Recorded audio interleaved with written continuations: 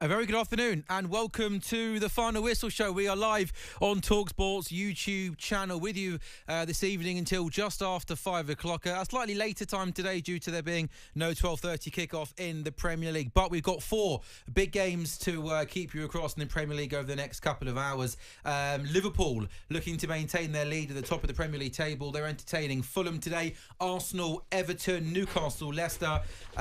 Newcastle versus Leicester. Wolves, Aston Villa, and then Nottingham Forest v Aston Villa is the 3:30 kickoff, the 5:30. I feel like I've got every single team wrong there, and then every single time wrong there. Perhaps the worst intro ever to a show ever done on talkSPORT's YouTube channel. Wolves, Ipswich, Forest, Aston Villa, and that game kicks off at 5:30. Abby Summers is with me as always to my right hand side. Abby, are you concentrated today on the Final Whistle Show, or are you concentrated on other activities that you seem to have been spending all of your time doing so far today? We're doing a day in the life. Okay. We're doing a day in the life for some other work. Yeah, so a paid day in the life, which has nothing to do with talkSPORT, which is taking up all of your time so far. Well, you featured in it. I featured in it. I don't get paid though, do I? No, but you get the love and affection from me of being in it. Okay, that's really, really good stuff. CJ, the deluded gunner, is back with us in the studio.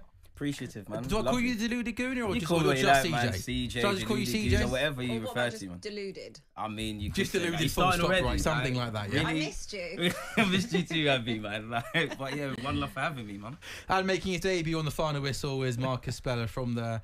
How are you, my friend? All good? From the Football Ramble. Football Ramble. Of course, I know the Football Ramble. All good with you, my friend? It's a beautiful day in the kingdom. I'm happy to be here. My beloved Fulham are playing at Anfield. The sun is shining, and it's lovely to be making my debut on this fine show. Good to have you with us. What have you made of Fulham's start to the season? 10th in the table on 23 points, but it's incredibly tight, isn't it? You're 10th, but only 4 points off fourth place. So, you know, a couple of wins, and all of a sudden things can change quite differently. I would say, being a non-Fulham fan, looking in on Fulham this season, you've played a lot better than perhaps 10th place suggests. Is that fair? I think it's very fair. I think Fulham have been really good this season. I've been loving the life under Marcus Silva in general. Of course, getting promoted from the Championship, winning the league there, and re-establishing Fulham as a Premier League side. And some fans have a problem with being a mid-table side. When you're a yo-yo side, mid-table in the Premier League's a lovely old job, quite frankly, yeah. But of course, can Fulham kick on? And I think this season, Fulham have been very, very good. I think they can entertain a little bit as well. The football is quite exciting. And against the big sides, Silva loves testing himself. He's an ambitious man. And you see Fulham play well. I mean, point against Arsenal, of course, they've given Liverpool a few good games, and I expect them to give a good account of themselves today. I won't go as far to say Fulham are going to go and win the game, although I might lie later and say I did say that pre-recording. But I've enjoyed Fulham. I think they're really good. They're just a little bit sloppy, but so in some areas of the pitch up front they could do with a little bit more clinical finishing. But like any other side that's mid-table and have ambitions to look up the table rather than down the table, it is that little bit of inconsistency. You can point to certain results and certain moments where you think, I should have had all 3 points there and so on. Still frustrated it was only a point at the Tottenham Hotspur Stadium, Abby, of course. But there we are. We are. Sometimes... That's exactly what you said. For example, that game, you deserved the win. Like, no doubt about it. By far the best. And even when Fulham went down to 10 men, the only chance fashioned was when Harry Wilson belted down the wing, and it might have been better. So, to answer you, Sam, yes, loving it at the moment this season with Fulham. Can they kick on? Can they still be challenging for a European place come, say, February, March time? That is the question. I think they can. I think they can. CJ, Everton at home, obviously looking to get back to winning ways in the league after that game last weekend against Fulham. Confident for today, Everton at home?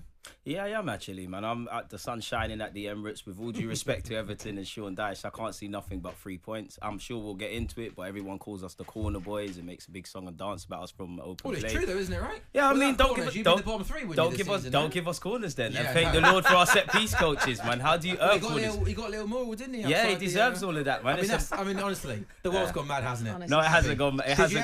Did you ever think that happened ever? Yeah, it deserves to happen, man. It's about time the light shone on people people who don't necessarily get that, man. He's a cult Straight. hero, and he's the only one connected to Arsenal. He can say he's doing his job. Thank the Lord for set pieces. But on a serious note, Sean Dyche and Everton, they're fighting for their lives today. But I expect 3 points. I expect 3-4 goals. I just saw that the young Lewis Skelly started. He did well against Monaco. So 3 points is back in full effect this afternoon, man. We'll bring you some team news very shortly, and from 3 o'clock we'll be watching all of the games and bringing you reaction as they go on from 3 o'clock till 5 o'clock. Also, as always, on the final whistle, the likes of Jamie O'Hara, Jason Cundy, and Rory Jennings will be popping in and out as the games go on at 3 o'clock. So just a reminder, the 4 games in the Premier League at 3 o'clock: Arsenal versus Everton. Everton have lost only 2 of their past 10 Premier League matches, but their 3 Premier League wins this season were versus the teams currently 17th, 18th and 19th in the table. Also as well at the Emirates today, between Arsenal and Everton, there's going to be a tribute paid to Kevin Campbell, of course, played for both teams, and also as well here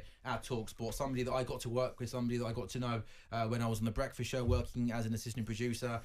Genuinely one of the nicest guys you could have met. He had a smile on his face every single time he came into a room and left the room. He was a great man. So I'm sure he'll be looking down with a smile on his face today at the Emirates stage, and I'm sure his friends and family will be in attendance as well. Liverpool versus Fulham, 23 points is Fulham's second highest tally after 15 matches of a Premier League season. Newcastle versus Leicester. Newcastle struggling in the league at the moment. They've gone 4 league games without a win and have just 2 wins in their past 11 games. And Leicester under Ruud van Nistelrooy, really good start. A win and a draw from their first 2 matches. And Wolves versus Ipswich. Wolves have lost 10 of their opening 15 matches in a season for the first time since 1985. That was when they were in the 3rd tier, and for the first time in the top flight since 1983.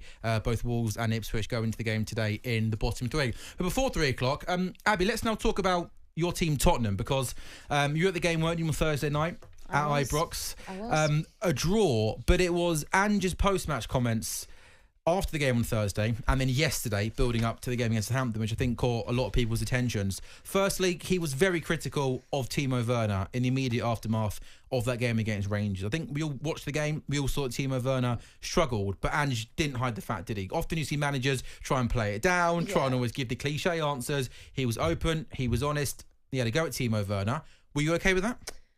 It's difficult because I think that Timo Werner is a player that is clearly, and has been for a very long time, has never been at the level he was when he signed for Chelsea. We never really even saw that, level that he was before that, even at Chelsea. So I think with Timo Werner, it's a lot of confidence, and you've seen him when he's like one-on-one and goal, like he makes the wrong decision or he takes the extra touch, or, it goes flying straight over the bar, things like that. So I can kind of put things down to confidence, but the performance the other night was arguably a 0 out of 10 performance. That's being generous, I think, as well. He literally couldn't control the football. And I think what Ange's frustration is that the squad is obviously very thin. We've got a lot of injuries. I think there is a severe lack of, I say quality, but quality for right now, because I look at someone like an Archie Gray. I think that's a really good signing, really promising young talent. Lucas Bergvall as well, really good when he gets to come on. But I think the problem with us is that we never sign for now. It's always with a view to the future. So if you're looking at someone like Timo Werner, who came in on loan last January, arguably he probably shouldn't have had the extension on the loan in the summer, but they gave it to him, and now it's being linked with a permanent transfer this January. That just, again, shows you about the club more than the player. Do I think he's right to necessarily criticise the player? I think after that performance, I think he probably was within his right, because we don't have the luxury of being able to carry people at Spurs. We don't have all that talent, and when you're rotating the squad so much and you're keeping someone like Kulusevski out because you want to try and make sure that he's available for the weekend, and you're managing him and Kulusevski, and you're also got kids on the bench who obviously want to have a chance, like a Lucas Bergvall, then you have to also be pulling your weight. And I think when you're not pulling your weight as a senior player, I don't think there is anything wrong with calling them out. We've seen Pep do it as well at times at City, and when a performance is that bad, I think sometimes you just need to speak on it. And look, he was obviously really frustrated after that game, as was I. Do you think it's because it was that player? It was Timo Werner, because Timo Werner's taken criticism wherever he's got. I feel a little bit sorry for him, actually. He's not liked in Germany. The Chelsea fans gave him a little bit of stuff and so on. But do you think it's because he's been criticised a lot? And the guy's a Champions League winner, lest we forget, so he's well experienced. But as you say, you've got young players there, an intimidating atmosphere. He's like, mate, you've got to stand up and be counted for. 100%. And I think there was a lot of players the other night who also had a poor performance. Someone like Pedro Porro, have been having stinkers for the last couple of weeks anyway. He looks knackered. He looks like he needs a rest. So this is where, again, it's annoying because someone like Jed Spence, who's hardly had a minute since making that move three years ago almost, he's not even registered in that side to play in Europe. So that's where the frustration comes from. When you've got Pedro Porro who's not performing to the level that you want him to, same with the doggy. It's really frustrating because you've got a player there that, you know, a lot of the fans are like, free Jed Spence, because we can't understand why he's not playing, even in the league. But in terms of Europe, he's not even registered to be able to do that. So you saw at the end of that game that Ange was having kind of I don't think it was berating, but having a serious conversation with Pedro Porro, because he was just getting cooked every single time. In that game against Fulham, he had a really bad performance against Chelsea, Ipswich, like there's been loads of them. So he could have called out a number of people the other night. James Maddison was completely non-existent. I thought Son was terrible, didn't even realise he was on the pitch for large parts. So he could have called out anyone, but I think the fact that he was directly asked about Timo Werner, and obviously he got hooked at half-time, that's another reason. And I think when you saw the substitutions, obviously we looked better when Kulusevski came on. I thought Sarr did really well. And Slanky as well, just holding the ball up. And also Lucas Bergvall, when he was playing in that 6th role a little bit the other night, he actually did a really good job. So as a senior member of that squad, and someone, like you said, rightly has won the Champions League, you want to set an example. And okay, anyone can have a bad game, but I think it's a constant thing. Do you think also as well, it was Ange back at Ibrox? They gave him plenty. His emotions would have been running high, let's be honest. Yeah. His emotions are running high the best of times, aren't they? Let alone when you go to Rangers on a Thursday night in the Europa League. Yeah. It was a great atmosphere. It was really, really feisty. Rangers were by I really far. enjoyed the game, and I was kind of pleasantly surprised that, like, I knew Rangers were going to be aggressive and make it difficult for Spurs, but I was surprised at how well Rangers played. They played some really nice football in that first hour, and probably should have been maybe more than one up. And I thought Rangers really tired. They should have won the game as that game went on. So that was Ange after the game, speaking about Timo Werner. And then yesterday, in his pre-match press conference for Southampton, he was asked about being Spursy, and these quotes have been doing the rounds on Twitter, where he says, "I'm sick of that. That's an excuse for me, and that's why, even with Cristiano Romero's comments, where he criticised the club's owners, I think that's an excuse. If we think something mythical exists in the club that prevents success, then change it. What's the point otherwise? Don't come here.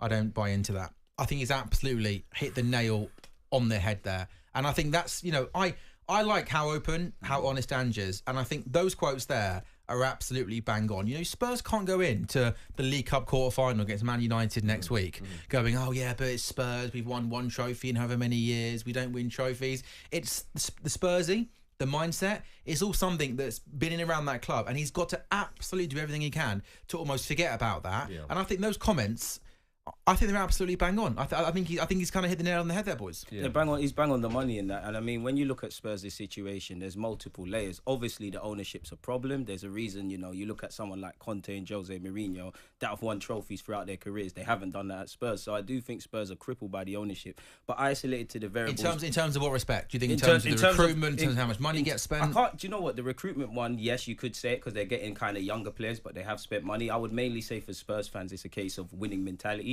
But when you break it down and you look at the players and you look at Postecoglou, have they in that isolated incident, have they managed all the manageables? Have they played that the way they potentially can and played to their full potential? And I do agree with him, you know. Obviously, I'm an Arsenal fan. We can run banter about them being Spursy, but it is a cop-out. You can't go into games thinking about that. I think where Romero's concerned, that's someone that wants to leave in the summer. 100%. But Abby, you've been very critical of the owners on this show a lot this season, and am I right in saying, and don't put words in your mouth, you do think the kind of the mentality and the failure, it comes not from the players, not from the manager, but from leaving co. Yeah, 100%. And I think that CJ's also right with what he just said about Romero leaving, which we'll touch on. But I think that when you ultimately have someone at the top that is fine with mediocrity, that will then trickle down.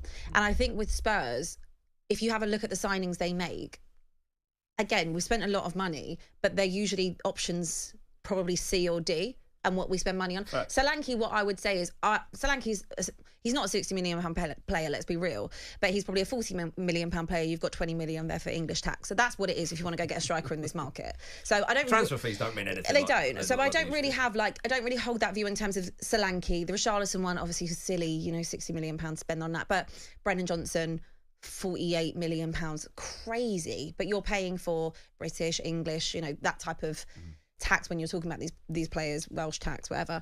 So I feel like when you've got someone like Daniel Levy, who is an unbelievable businessman, and I always say that if I want someone to run my business, he'd be the first name that I would call. first name I'd call. If I want someone to balance my books, do my accounting, absolutely get him in the door. But if I want someone to care and run about my football club, he's at the back of the list, like Mike Ashley. I don't want him anywhere near it. And he's involved in every single aspect of Tottenham. Even when you hear like things come out from the club, oh, he's taken a step back. He hasn't.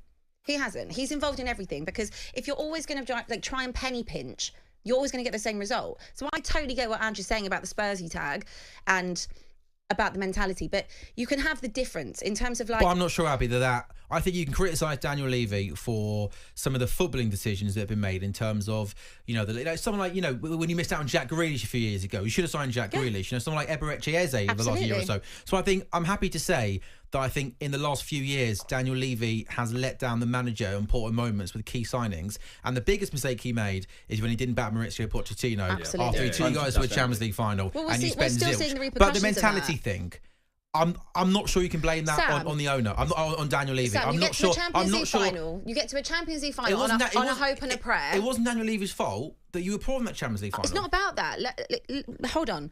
You get to a Champions League final with a squad that was literally falling apart. And I understood at that point. We were at Wembley for 2 seasons. It took way longer to get into the stadium. I understood all of that.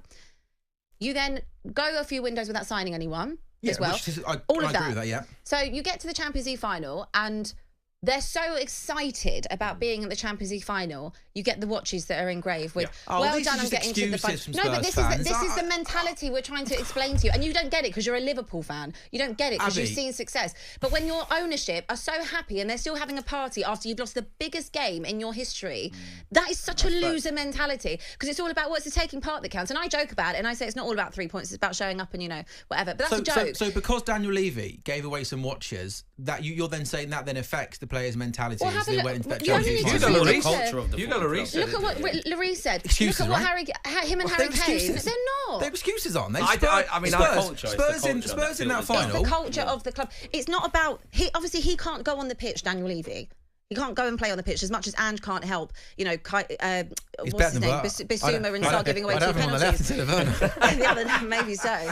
But you can only blame him and Ange to a point in terms of individual mistakes that go on the pitch or not winning a game. But in giving your manager the right tools to be able to succeed, I don't feel like he does that. And I agree with you on that completely. And that is also due, if your mentality is to go and get the cheap option when you need to actually go and invest. In the summer, it was so clear as day they needed a proper number 6, whether that was Conor Gallagher or someone else. You know that Eze was linked to the club. Pedro Neto was linked to the club as well. Don't want to pay the wages. So the players aren't good enough. That's the issue, not a mentality thing. The players aren't good enough.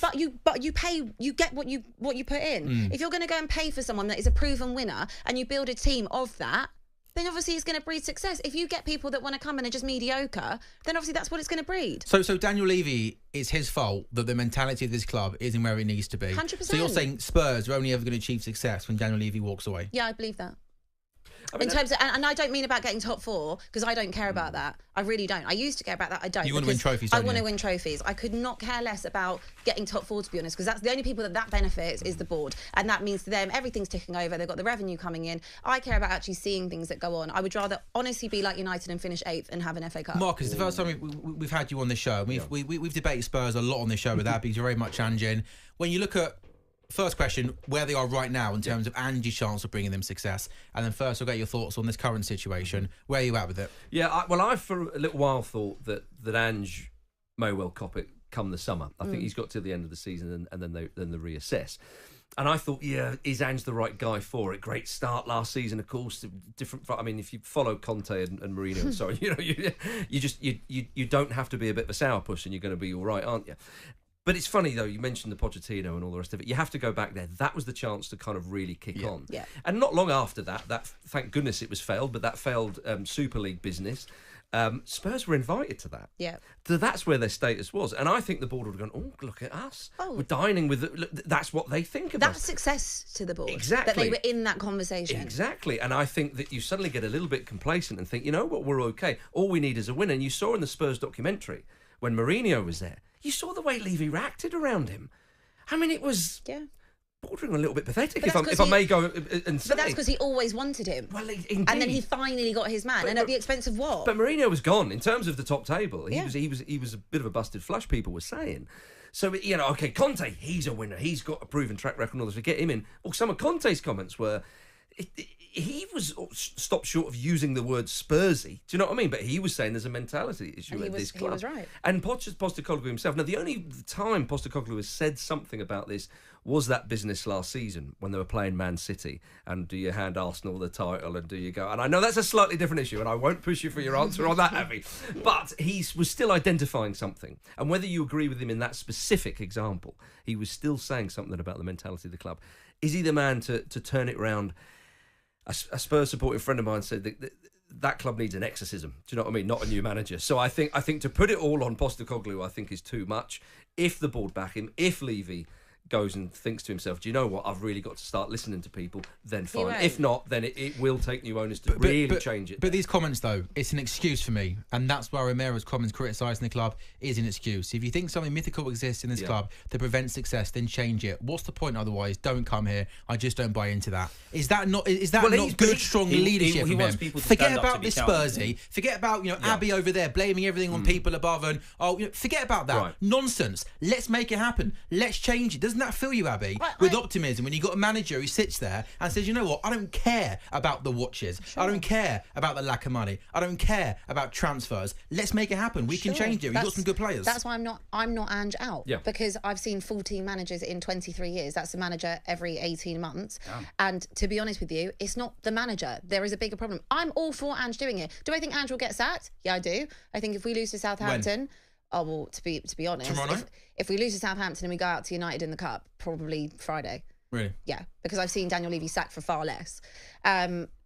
Look, at the end of the day, you can't have a Ferrari if you want to pay for a Ford. That is the bottom line, okay? And that is what ENIC are. So if you want to dine with the big boys properly and you want to be successful, it's not always about Beyonce concerts and NFL and all that. Make the team good. And one thing I will commend Arsenal on is Arsenal used to be the exact same way when you had, was it Usmanov that was in charge? When it was Usmanov and Kroenke was he didn't know all of the club. Exactly. And then the Kroenkes came in and decided they're going to back Arteta, they're going to give him the funds and actually go again at being a successful football team.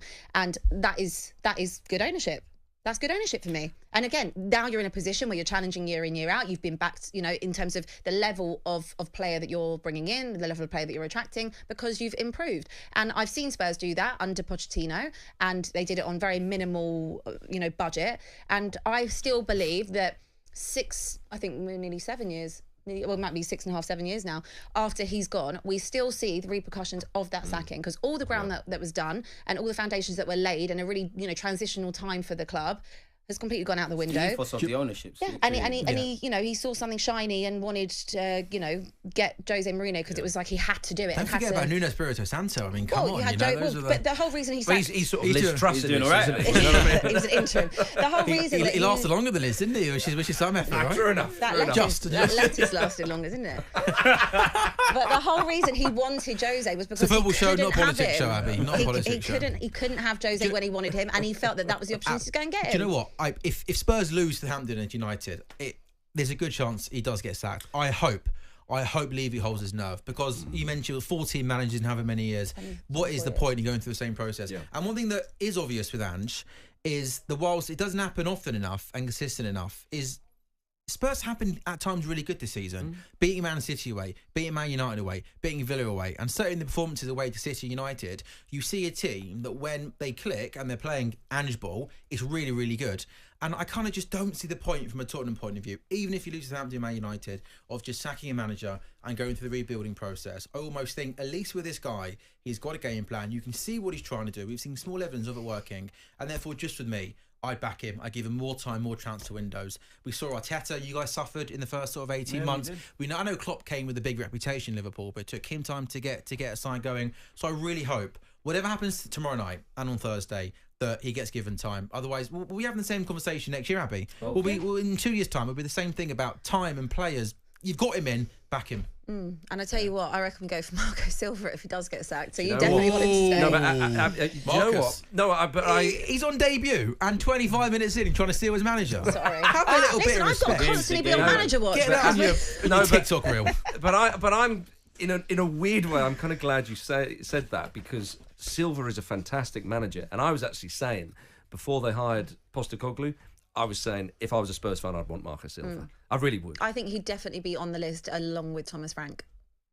Yeah, I'd have Silva above Frank, but then I would say that. But I honestly, I think that if Ange was to go, I think they would be looking at Silva. Yeah, but it doesn't matter. I honestly believe we could have had Pep, Klopp, everybody managing at Spurs, and I genuinely don't believe they'd win anything. I would draw the line at Pep, if I'm honest. I really don't. Well, I'd love to see Hey, maybe at the end of the season, eh? Prime Pep. Yeah. Prime Pep. I guarantee you he wouldn't win anything. I don't think Klopp would either. Yeah, well, there we go. Well, whatever you do, honestly, producer Jamie, Jamie was going to get you a watch for the Christmas present, the final whistle Christmas present. Don't get, if you got your watch, you couldn't perform on the first show in January, could you? No, because it'd be a loser. So also, I'd be surprised we don't even get lunch these days. No, I know. We used to get lunches, we used to get Who's in sandwiches. charge of this operation? Sir Jim Ratcliffe? What's going on here? Blimey O'Reilly. We had no Christmas party. That bag of Percy Pigs over there, CJ. You notice there's not one side. This side. They gave us some in the big room. We need to look after our guests more. I know, Abby, God. Well, don't send them over then. One thing, just a final word on this. Also, I've got, having, your two centre-backs and your third centre-back, Ben Davies, being injured, your first choice goalkeeper.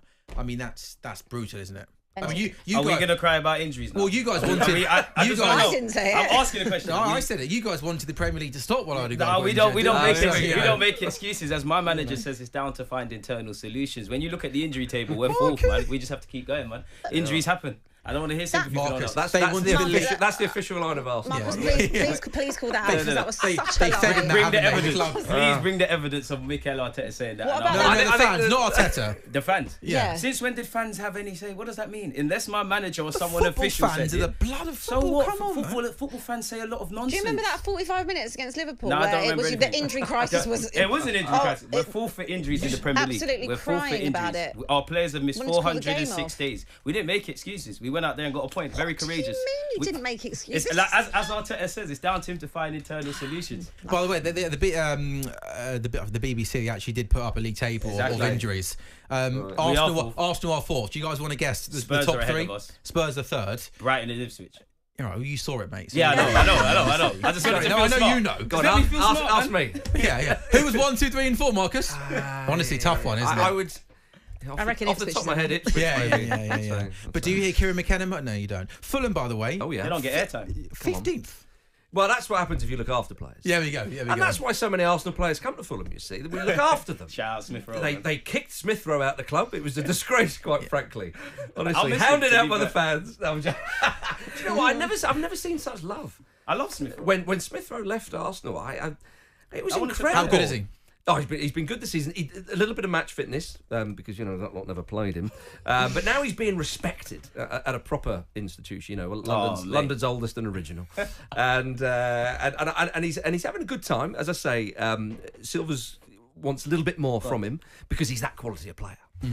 But I think as time will go, and in that midfield, you've got Iwobi there. He's old Arsenal mate, of course. They link beautifully. There's some lovely rotations there. He's got a couple of goals already. It's looking well. I think it's looking good.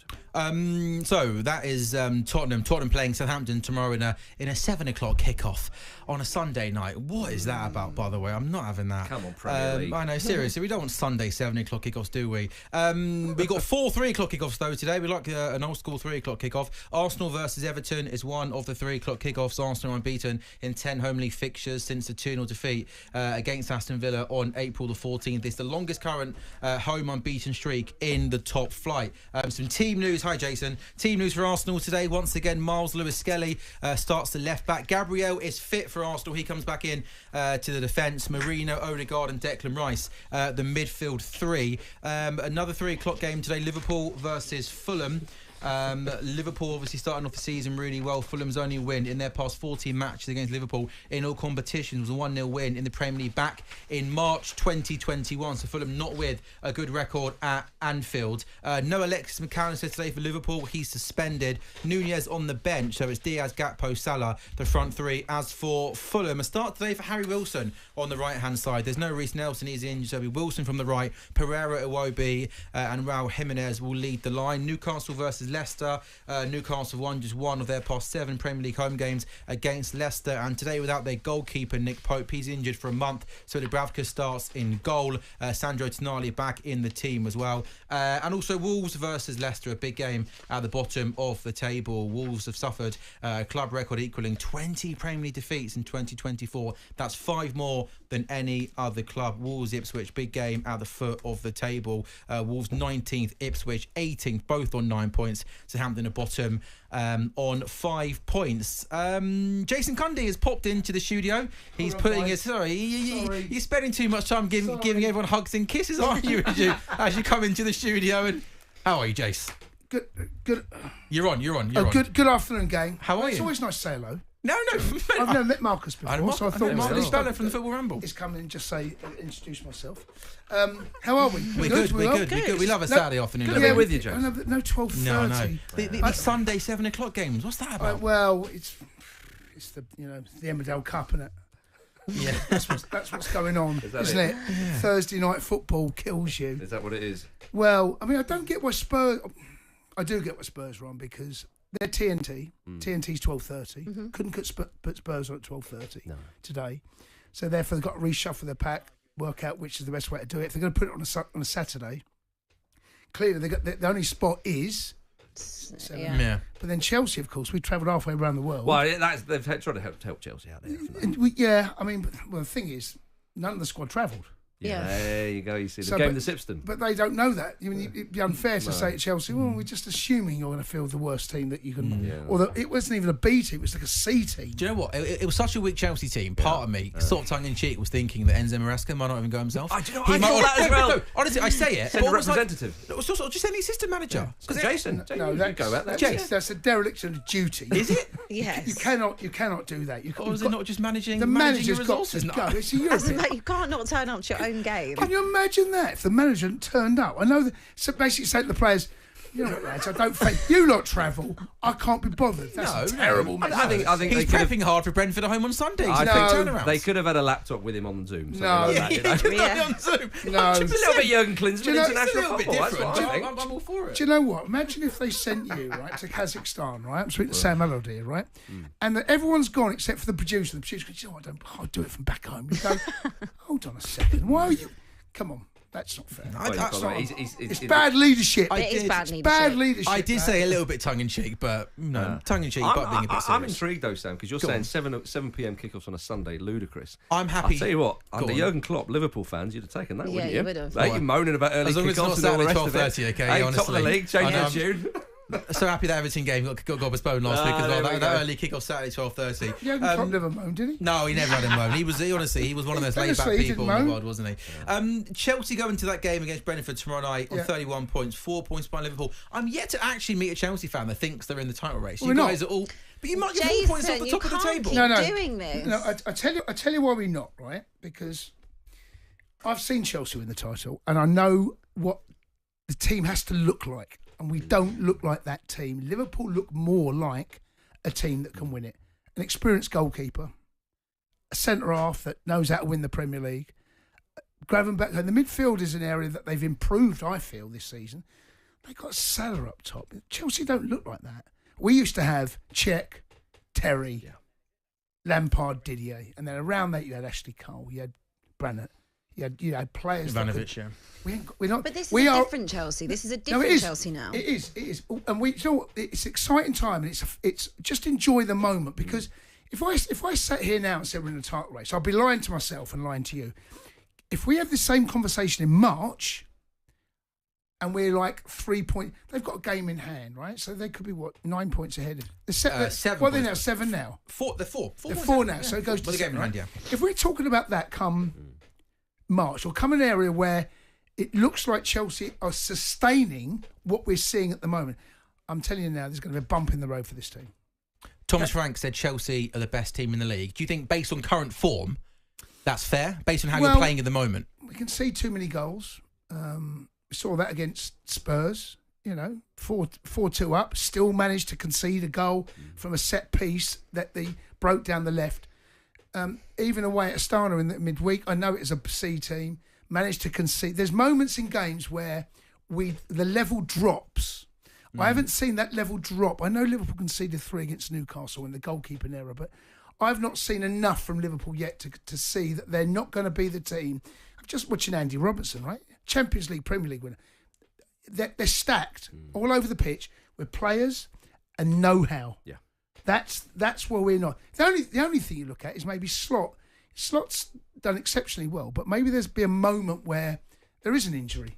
Let's say Salah picks up an injury, or Gravenberch, or Van Dijk. Van Dijk, or they've already suffered one injury and they've managed to cope with the goalkeeper. I just don't. Right now, I can't believe. Although it's tempting to go, do you know what? The reality is, for me right now, the reality is we're not that team yet.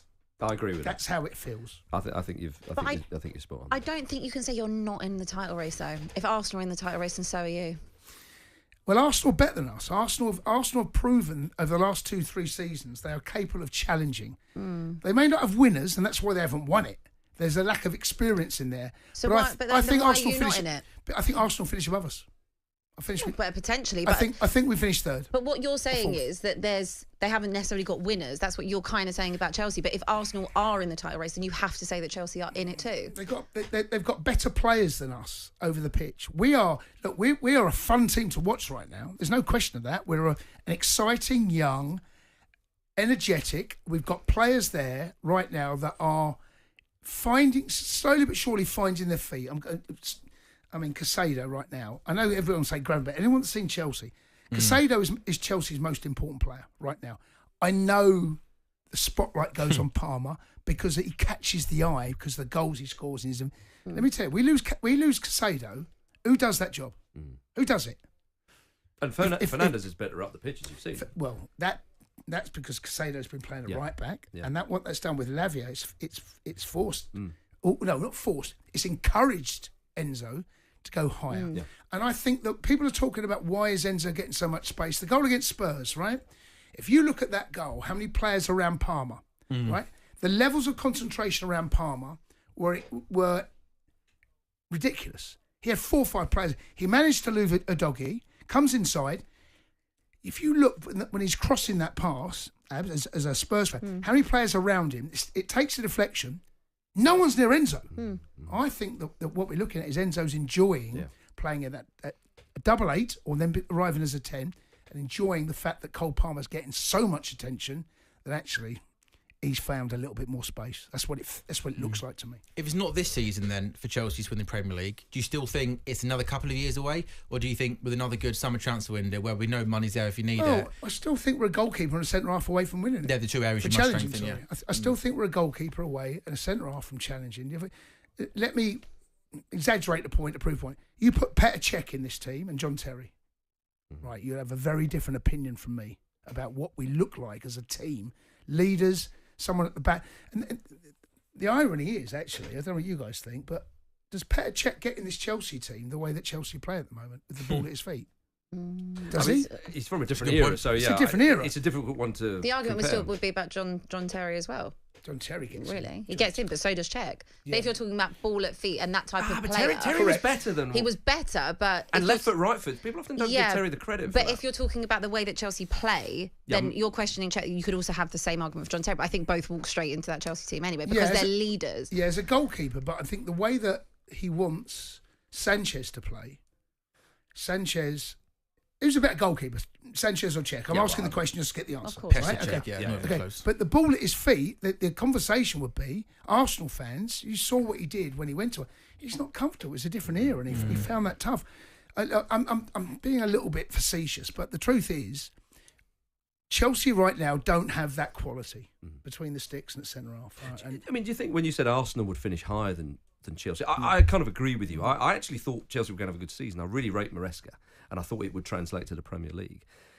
And I think with Chelsea at the moment, what you're looking at is they're a bit more raw, and they're overachieving. One would have probably thought, pre-season. Arsenal, most of this team have been in a title race and gone the distance. And in another year, if you weren't talking about Guardiola, Man City, they would have won it. So you're looking at a team that it's just a whisker away, right to the final day and all the rest of it. Chelsea are not there yet. You're right to say that if they're still in this position come March, it's a different conversation because that's how time works, right? Yeah. So I agree with you. I think Chelsea overachieving, and Chelsea fans should just enjoy this and just see how long you can keep it going for. Because if you're there come even late Feb, March, my goodness, the conversation starts to shift. You are relying on snookers with Liverpool. You need them to have a blip by the law of averages. And they will. By law of averages, they will. But then Chelsea got to be perfect, and we're not perfect. And that's the other point, isn't it? The other side of it. You've got to be perfect now. So this is kind of argues against myself. Since the 4th of February this year, Chelsea have only lost to 3 teams. That's Arsenal, Liverpool and City. The only 3 teams we lost to. If there was to be a Premier League table from the beginning of the year, I think we're either 2nd or 3rd. Sounds like you're in a title race. Same thing, yeah. That's why I said it bucks the trend to what I was saying, right? But we've still got to play City again. Still got to play Liverpool again. I won't be too worried about Man City these days. Some Man City, Jason. Right, okay. There is definitely something to be said about when you play a team. There's a good time to play a team and a bad time. First game of the season was not the time to play Man City, right? was it? First game of the season, right? When everyone's fit and firing, and Maresca's first game, bad time. We played Villa the other week. Good time to play Villa, right? Because they're just on a little bit of a wobble. Chelsea going one way, Villa going the other. There is something to be said for that, but we still got to play Liverpool, still got to play Arsenal, and still got to play City. And if we end up beating one of those, and it changes the league table, Liverpool's the one, right now. If we beat Liverpool and it happens to close the gap, then we'll see. But I still think we'll probably end up 3rd or 4th. How many people on a daily basis, by the way, try and get you to say you're in the title race? It's almost like they're trying to catch me. It's like, I know. Because I don't believe it. Yeah, and that's fair enough. I genuinely don't believe it. So if in March... It depends how often you see Abby day to day. Lots of ifs. I find lovely is that a Spurs fan wants us to win it. I think that's what it is. Anyone but Arsenal. Anyone but Arsenal. Very keen. I would rather you not, but my whole life has been seeing Chelsea be successful. You've seen them win 5, haven't you, right? Yeah, like what's another one? So obviously would rather it be Liverpool or City or anybody else other than Arsenal or Chelsea. But if I have to pick one, obviously it'd be Chelsea. But at some point I will get you to admit that. It's my life mission now. Well, do you know what? If oh God, that's a terrible thing for me. Who's that? It's a red card. It's my Pick brother. it up if you want. It's my brother. He's phoning to say we are in a title race. We're second in the table. Listen to Abby. We're 4 points off the top, Chase. I don't mind which Cundy says it, but one of you's going to say it. We just need a Cundy We need to a say Cundy to say you're in a title race. We can clip it up in all types of ways. He's a Wimbledon fan, by the way. How's that? Because that's where we were born and bred. So he's a Chelsea fan growing up, but he's got tickets because it's local for him. Fair enough. What was the question that's thrown me? I think Abby says, are you in the title race? Something like that. The question it hasn't moved. I don't know if we're still doing that one, but yeah. No, do you know what? I would love to have that conversation with you in March, and then if the question is, and the gap is as what it is, and we're still there. Here's another interesting fact, is that Liverpool, Arsenal, City have got to go full tilt in the Champions League, right? Yeah. Chelsea haven't. Chelsea have been able to field a B team, as we saw against Astana on Thursday evening. That's a hybrid of a B and some sort of C and like youth team, right, that played, and we still managed to win 3-1. Will Palmer be in the squad for the conference once the new squad's released? Is Lavia? Will Casado have more of a game? So what I'm saying is, will there be more game time for the players that he's managed to rest and get the best out of them at weekends? Would you want Palmer in the squad for the knockout rounds? I think you have to, because you can't. It's the last squad. You can't then pick a squad for the final. So I think you have to have him in there. Whether he chooses to play him or use him, that's a different matter. But do you have Lavia, Palmer, Casado? Basically what I'm saying is the best of the best. Does it look more like a Premier League squad as opposed to like a conference? More of an A/B as opposed to B/C. Well, they won't need them. The fact of the matter is, Chelsea will win the Europa Conference League. We should do. Fiorentina are the only other side. They're the only team. It's not a good Real Betis side. Fiorentina the only side. You're absolutely right. Yeah. Absolutely right. So honestly, they could do the hybrid of B and C. They'd still in the history of final. football. Has there ever been a team that's gone into a tournament before, a club tournament before, as favourites of Chelsea to win this competition? I can't think of one in the history of mine. When Rangers weren't in the Scottish Premier, when Celtic won. Yeah, that's probably the point, to be fair. Yeah, I'll give you that one. No, but you're right, though. I mean, it's the financial disparities in European football are there to see. You can see them in the Champions League, see it in the Europa League. The Conference League is where you really see, because even when West Ham won it, it was, of course, it's quite romantic, and David Moyes on the pitch with his dad, it was wonderful to see. But really, with the spend that they had, it wasn't a huge surprise, if you see what I mean. So no, it's Chelsea's trophy. It's almost not fair. And the only thing that can beat Chelsea, I think it's not fair. I think it's unfair. That it game is, against Noah was actually just should have been called I know. off. It was just It's not fair. It's the disparity, as you said there, Marcus, between where Chelsea. I mean, you're looking at a side that could be competing in the Champions League. Right? Oh yeah. That's not what it was about. Chelsea we've had our issues, we had our problems, but the squad that's been built is now starting to really show what that potential can potentially deliver. One more question on the title race for you, Marcus. We were talking off air about Man City and Pep Guardiola. We know City's bad form continues. Lost in the week to Juventus in the Champions League. You were sort of saying off air, don't put words in your mouth, that you don't see Pep being there come the start of next season to almost try and start again and rebuild this Man City team once again. Is that right? I said, it wouldn't surprise me if he parted ways in the summer, if he's just so exhausted. And I wonder if they look back at this and Pep reflects and thinks, I should have left in the summer, just gone. And maybe even taken the England job because he spoke about international football. But perhaps it came too quick. He was talking to the FA, according to rumours and whispers. But I think in terms of Manchester City getting to a level that they have done in pretty much every season, or certainly the last 4 seasons where they've won the league title and they've won a Champions League. Should have won it last season. How? They were beaten by Madrid, goodness knows. But they were on penalties. I don't think they'll get back to that level under Pep Guardiola. I think that level, which was an astonishing level, by the way, so there's no slight on them if they don't get back to it. You're talking about possibly the greatest club side we've ever seen in England, certainly in recent years, all things considered. I don't see them getting back to that. And I think with Klopp and Liverpool, there's a slight comparison there. When they went for the quadruple, and they were 2 games away from getting it, it knackered them so much. And then the following season, again, I think they finished in the top 4, and they thought, all things considered, that wasn't actually a bad showing. Alisson scores that header and all the rest of it. Final season with Klopp, they're in a title race, but they tail off, and then Klopp goes, you know what, that's me. Leaves the club in a great position, as we're seeing this season.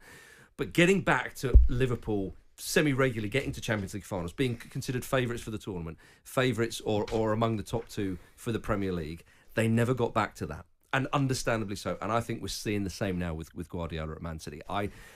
Could they win the league next season under Guardiola? Of course that's possible. But I think that peak Pep at Man City has gone now. And I think all the other sides are sniffing that. You look at them against Palace when it was the other way. Palace are thinking, oh, hang on a minute. These are there. We can have a right good go at that. The fear factor is gone. And I think it would take an enormous effort. And I don't think that he has maybe got it in him. But we are talking about a guy who's one of the best managers of all time. Because I think it's important to say that. You don't want to sound like you're tossing him to one side so quickly. One of the best managers ever. And one of the best club sides we've ever seen. To keep at that level that they have done has been phenomenal. But this season, I think it's broken enough to say it can't get back to that. Well, Man City in the Premier League this weekend take on Manchester United. And Troy Deeney on the back of the Sun today, his column is on Marcus Rashford. And the headline is Marcus Rashford's application stinks. And it's Manchester United's fault. Now they're too scared of fans to sell him. Jace, the Marcus Rashford, should he leave? Should he stay? The debate is nothing. Before you ask that question, can I just go back to the City? Sorry, mate, go on. Point that Marcus was making there. So we're talking about maybe Pep leaves, right? So Pep's contract at the end of this season. But if he's that exhausted, which he may well be. Right, okay. What about Erling Haaland? Where did Well, I mean, his contract expires in 2027. That's 2 years. Yes. Well, I mean, at the end of this season. Once we get to that stage, then you've got to rough. That will change if Pep does go. Yeah. Or Pep's contract expires in 2026, there'll be a lot of players thinking, okay, right, where is this club going? We've seen what's happened to Arsenal, seen it happen to Chelsea, seen what's happened to Man United. It's hard to keep staying there, keep fighting, keep battling, keep punching, keep doing all you're doing. I just wondered that. And there's no guarantee in the Premier League. Whereas Haaland has said, the long-term thinking, he went, all right, well, obviously they were at Dortmund, and him and his father talked about Manchester City. They've talked about Real Madrid.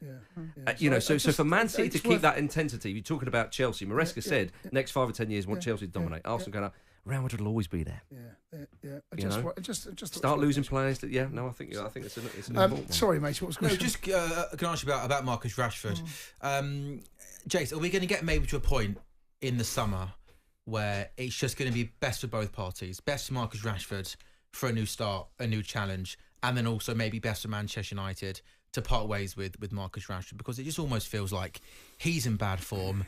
You know, there's been some off-field problems going on. Would it be best for both parties if Marcus Rashford next season is playing his football somewhere else that isn't Manchester United? Well, there's still another 6-7 months between now and the end of the season.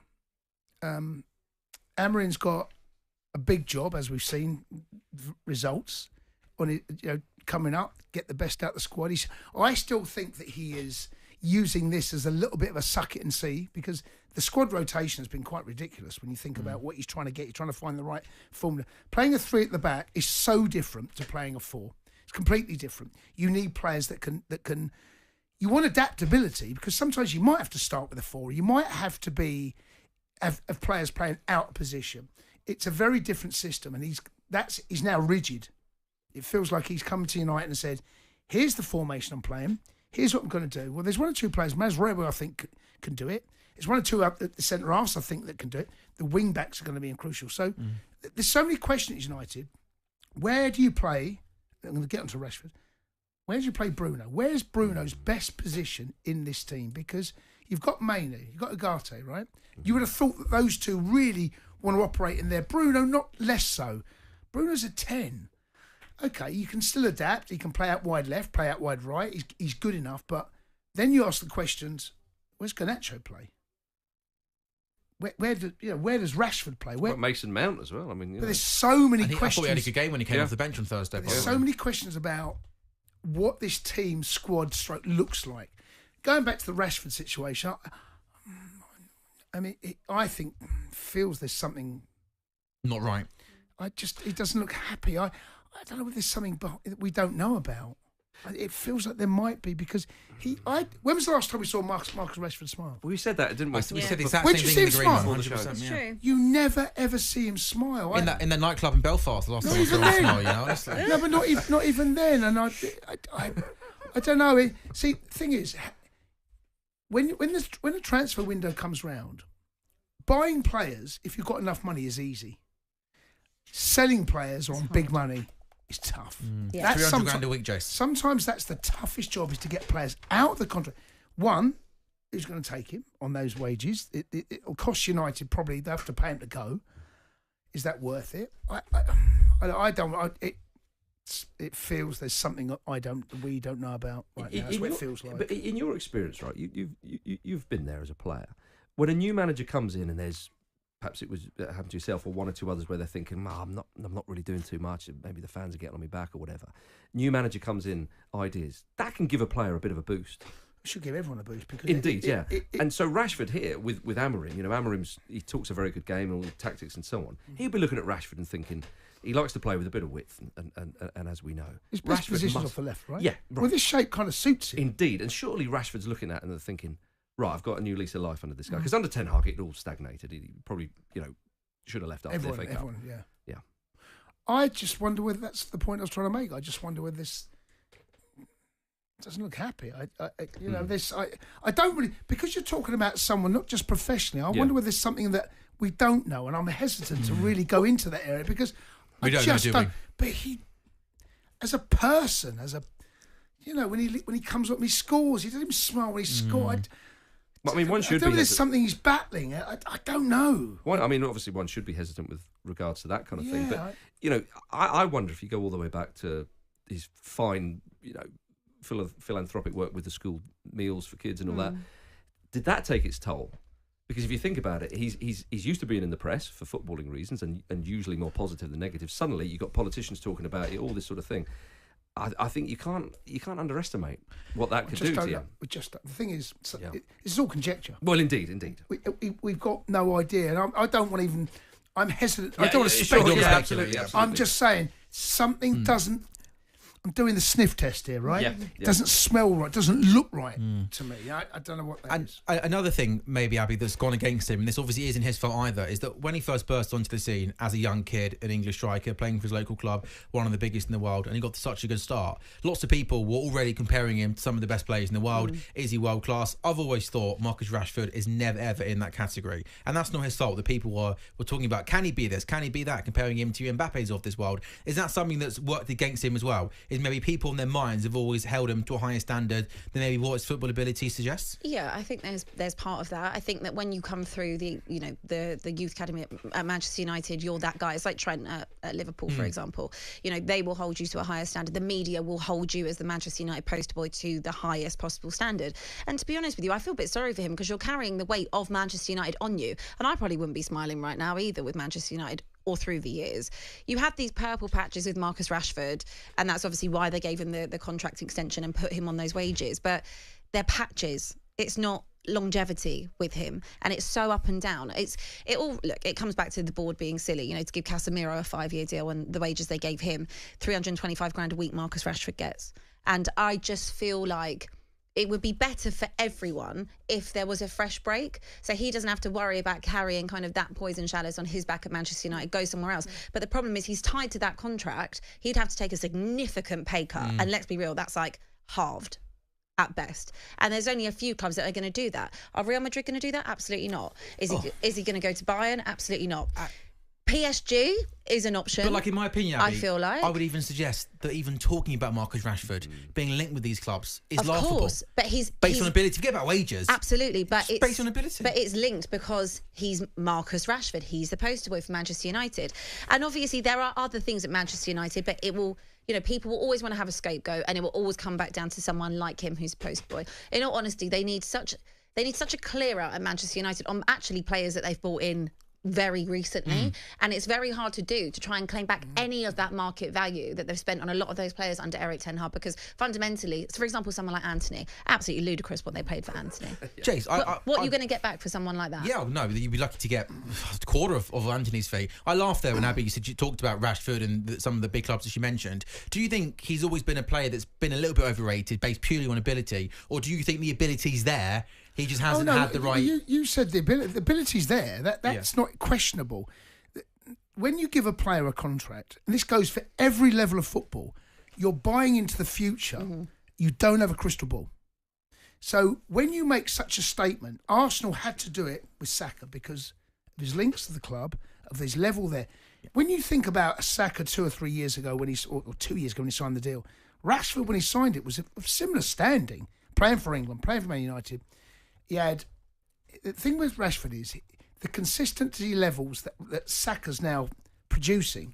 Rashford didn't do it long enough. Absolutely, there were patches, and when the patches were good, and it caught the eye. After the World Cup, I actually thought going into the World Cup he wasn't particularly great. In fact, I think he actually wasn't necessarily a starter every week for Manchester United. I didn't think he had a great World Cup. People said he did. He played against Wales. He scored. Scored the free kick, didn't he? People said, I'm not good. But after the World Cup, that boy took off. And the best players, the consistency is everything in any walk of life, whatever job you do.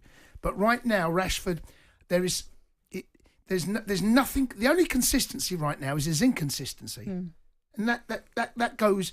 I mean, he's nowhere near the level now. If this boy, if you planted someone off the moon and come down and watch Rashford play now, that knew football, and you didn't know what he was on, you wouldn't talk about him. No. They'd be saying, "Why are you giving him so much airtime?"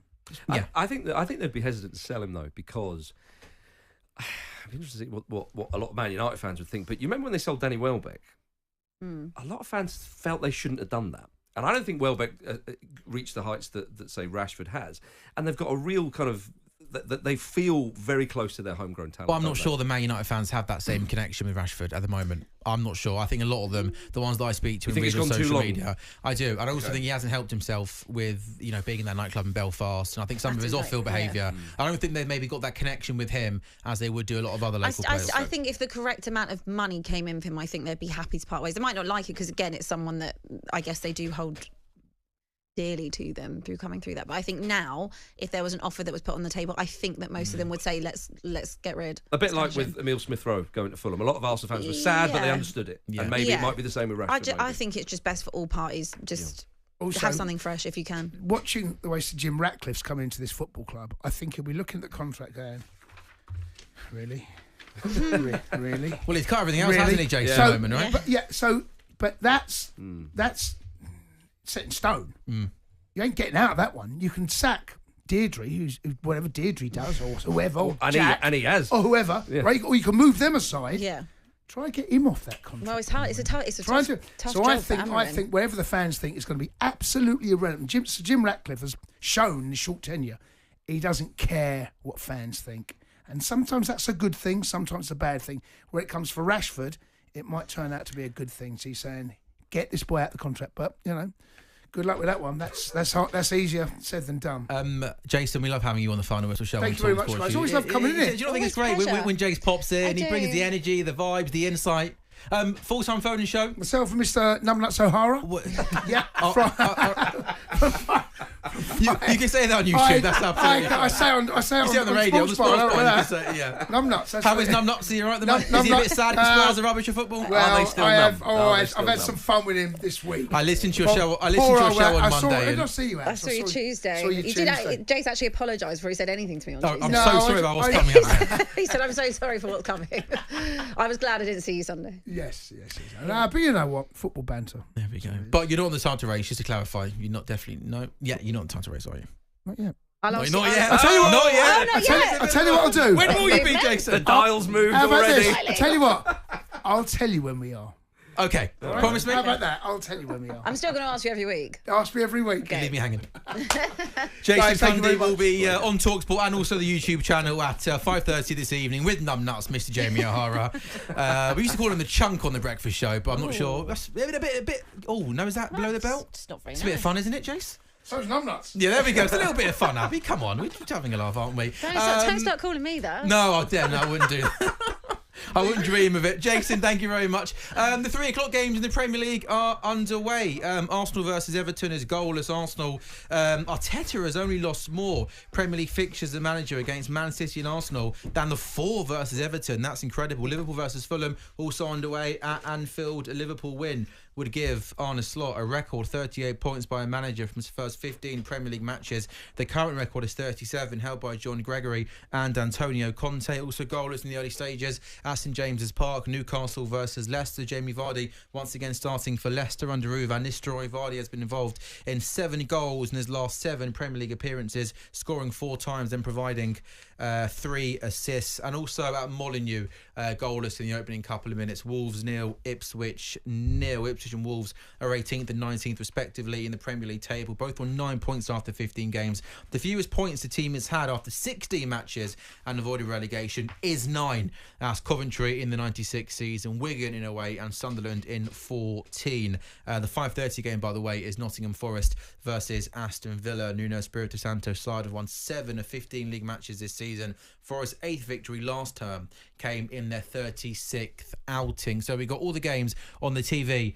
Marcus, you're happy with that? You got Liverpool, Fulham on there. Very happy. CJ, you're happy? You got the Arsenal game. Abby, we've got a little bit of everything. CJ, tell us a bit about this Arsenal team today. Then the midfield again is Merino, Odegaard, Rice. Is that when everyone's fit? Is that the strongest Arsenal midfield? I think that's where Mikel Arteta is going to move towards. Obviously, Merino's had a couple of injuries since he began his career. In the press conference, he said you will see that midfield trio on a more consistent basis. The best thing I like about it is obviously Merino and Odegaard have played together, and it puts Rice back in the 6, which is his bread and butter. I know there's been a lot of talk about him playing as an 8, so yeah, you will see that. Happy to see Lewis Skelly, happy to see Big Gabriel back, and hopefully we get 3 points. How good is Lewis Skelly and how good can he be? Quality player. As for how good he can be, it's down to him to just keep working hard and see where the world takes him. But you've got an opportunity, he's taking it. And obviously we know he's a very young man, but he plays with so much maturity. The way he's taken to that inverted left-back role, it's a joy to watch, and it's lovely to see another Haylender come through. So hopefully he can have a great career at Arsenal, a long one. And talking of how Lender's coming through, I mean, I know this is nothing new, we know this by now, but I mean, Bukayo Saka just keeps on getting better and better and better. He's a Sar boy. I mean, what can I say? There's a reason he's a king for club and country. I mean, I know we're not talking about the recent international tournament, but it was ludicrous to have people saying put Bukayo Saka at left back for the likes of Phil Foden. He's amazing. He's a top class player, and he's only going to get better and better and better. Abby, what's catching your eye in these 3 o'clock games? No Spurs at 3 o'clock today. Can you see Everton causing a shock at Arsenal? Can you see Fulham causing a shock at Anfield? The way that Everton are playing out from the back, Yeah, no, not smart from John Pickford. not brilliant. As much as I'd love them to do something for me, I don't really bank on it today. Fulham have been really good. Yeah, really, really and we good. know Fulham have got the players in that team, in that attack, to cause Liverpool problems. Also, by the way, just seen that Issa Diop. I didn't see the challenge. It wasn't a pretty one. He's already on a yellow card, which feels it feels early. Yeah, put a yellow card at Anfield, right? Well, indeed, and he's partnering Jorge Cuenca at the back, who is pretty green. Is that first start for Fulham? It might well. I'm thinking in the Premier League, it might well be actually. Yeah. Everton are into. Oh, that's a chance for Everton. Sorry to cut across you, Marcus. Not at all. I heard the gasp from CJ. I was looking at my notes. Abdullah Doucouré played in down the left-hand side. He had the goal at his mercy. He just took too long to get a shot away. He might have been a little bit offside, but he's still on goal. He's got and he just took too long. And then Gabriel, that's why right on cue. Gabriel does so well to slide in and block the shot. But Marcus, he should have got that shot away earlier. He took way too long. Well, it's interesting that he's gone for Doucouré in that role again. He's not gone for Dwight McNeil. I don't know if Dwight McNeil's in the squad actually. Just having a little look around, but that's the kind of position you'd rather McNeil be in. He played Doucouré there against Wolves. Bit more steel perhaps, but Doucouré doesn't have the light touch of Dwight McNeil, and it showed there. I think it's fair to say he's not used to getting in those kind of positions. I know, you could tell, couldn't you? Yeah, he was thinking another touch. I just need to get a little bit further. It felt a little bit like Timo Werner, didn't it? Like you almost just knew he wasn't going to put the ball in the back of the net. But a wonderful recovery, though. Yeah, Gabriel does really, really well. Everton have got the ball in the Arsenal box from the corner. Arsenal having cleared. Doucouré's got the ball on the right-hand side, but his ball across the box is blocked, and Arsenal would now look to counter. Liverpool have started really well at Anfield. Another yellow card in the game. Luis Diaz. Oh, it was Luis Diaz. What was Diop book? Did you see the Diop booking? I did, and I'll be honest with you. When I first saw it, I thought, "I'll bite your hand off for a yellow card." Oh, really? I don't think it was too much. Chance for Liverpool! Liverpool are through. Oh, that's a really good challenge. There's the big man. There he is. Mr. Diop. Curtis Jones, I think it was, got in down the left-hand side. Again, a little bit similar to Doucouré, to try and get a shot away. But Diop did well. Chance now for Martinelli down the Arsenal left-hand side. Tried to put the ball across the face of goal, but James Tarkowski does really well to block the cross. Martinelli's had a bit of a frustrating season so far. CJ, been way too inconsistent. It's just not just a season. It's been over a year now. His decision making and football intelligence in the final third needs to improve, and that's the one thing stopping him. There was a point where Arsenal fans used to have a debate: has he got a higher ceiling than Bukayo Saka? And you can see with Saka, he's a lot more intelligent than him. Martinelli gets in the right positions, but he doesn't have good decision making. Yeah, chance here for Fulham on the attack at Anfield. Harry Wilson's got the ball on the right hand side of the box. Oh, it's a lovely ball. Chance. He looked to play a ball through. I think it might have been Sander Berge who was making a late run from midfield, but Alisson does really well. Breaking news: Arsenal have got a corner at the Emirates Stadium. So should we just say 1-0? I mean, you could. There we have it. Jordan Pickford. It was nowhere near it. It's England's number one. The delivery though, Declan Rice's delivery. The delivery is ridiculous. Let me tell you something. He hits the right spot literally every time with those in-swingers. Every single time. But he's up against Pickford now. And Pickford, he loves to get involved. So I think Pickford, in this game, he might well punch someone in the head or he might deal with every corner. Pickford at this moment have the same amount of clean sheets. Yeah. Producer Jamie's popped in, so I'm not sure. You're right, Jay. I'm not sure we're having a little bit of a technical. Sam, would you call Arsenal Everton? Is it the set piece derby? Oh, it's the set. Yeah. El Cornico. Well, El Cornico. Come on, that's good. I first thought the Mikel Arteta derby because there is that. Also, this stat surprised me. Arteta has only lost more Premier League fixtures as a manager against Man City and Aston Villa than the 4 versus Everton. All 4 of those must have come out. Must have come at Goodison Park, but that's some record, isn't it? Against a team that he used to play for. But it's another booking at Anfield. Just the 3 so far. Just the 3 so far. Early doors in that game. Oh, a chance to Martin Odegaard, a ball in from the left. Better than that Odegaard, man. Yeah. Sam, but yes, Abby. After the Newcastle game the other week, is there any part of you that does worry about this game today? If you're going to win the league? I wouldn't say worried. I think the Newcastle game was probably our worst performance of the season. I think that was the first time I probably saw us on the back foot. I think Newcastle was super aggressive, tried to take the game to us, and we were really, really sloppy defensively. I wouldn't say I'm worried. I think with the way we're playing at the moment, with how good we look defensively, how solid we look, with the form the likes of Mo Salah's in, you're kind of going into every game almost expecting them to win. But I think I said at the top of the show to Marcus that I think with Fulham being 10th in the Premier League table, I think they're way better than their league position suggests. Okay. We watched them go to you guys last a couple of weeks ago, caused you real problems. They were good against Arsenal. I remember the Man City game, the 3 o'clock game. I think you caused there. I think you lost that game, didn't you? 2-1, but 3-2 again. But should have got something out of it. But one thing you've got is you've got technically really good players who can cause the very best teams in the league problems, right? Yeah, indeed. Yeah, and you know what? I look back at that Man City game and I think, oh man, that was really. What a goal! The former United player as well. Ooh. What a finish! Can I just take back everything I just said there? Are you worried about Fulham? Do you want to? What was that thing you said to Joel Bayer last week? Run it back. Run it back. Yeah, it's great. Going a goal up at Anfield is scary, man. Do you know what? Long way to go. Don't worry about that. 10 minutes gone. 10 minutes gone. Is Liverpool 0, Fulham 1? Liverpool have had a lot of possession, but Fulham have looked decent and dangerous on the counter-attack, and they work the goal really well. It's a really good ball from Harry Wilson, who plays it out to the left-hand side. Alex Iwobi has the ball. Anthony Robinson, who I love at Liverpool, by the way, next season, makes a really good overlap. Look at this finish. Look at that. He plays a really good whip ball into the box. Alisson almost doesn't know where to come and go. He kind of does come and then tries to bring himself back. But Andres Pereira, kind of running away from goal, kind of almost hooks his right foot. And he manages to get enough on the ball. That as a finish. That as a finish, Marcus, is outstanding. You literally said about the technical quality that some Fulham players have, and they go and do that. I mean, it's a beautiful ball from Wilson. We know what he's got, former Liverpool man, of course, and it's great for him to get a start because sometimes Silva's, in fact, more often than not, put him on the bench. To get him starting in this game, spread it out to Iwobi. And let me tell you something, Alex Iwobi right now, if you're going on form, one of the best midfielders in the league. Who was it? We had Joel Bayer on the show last week. He said that he's in the top 3, top 5 players this season based on form. Joel said he was Ballon d'Or form. I don't know about that. That's crazy, but I'm getting the impression you disagree with that, Abby. I think he's been brilliant this season. I do. Probably top 5 in the league. But people often go too far, don't they? I think Ballon d'Or form is a bit much. Another thing, by the way, how good Sander Berg been this season? Well, lots was made about Polina leaving because we know he was an absolute beast in midfield for you. But I think he's come in and been outstanding in midfield this season. Lots of energy, and he can play. Indeed, and I'm loving this love I'm getting from you. No, sorry. I know. But you're I right. support Liverpool, not Fulham. But I do indeed. really like this Fulham team and the makeup of the team. He had to backtrack as well after how disrespectful he was. Honestly, Fulham genuinely, they could win. Who's coming in today? Honestly, I genuinely think Fulham could win the treble this season.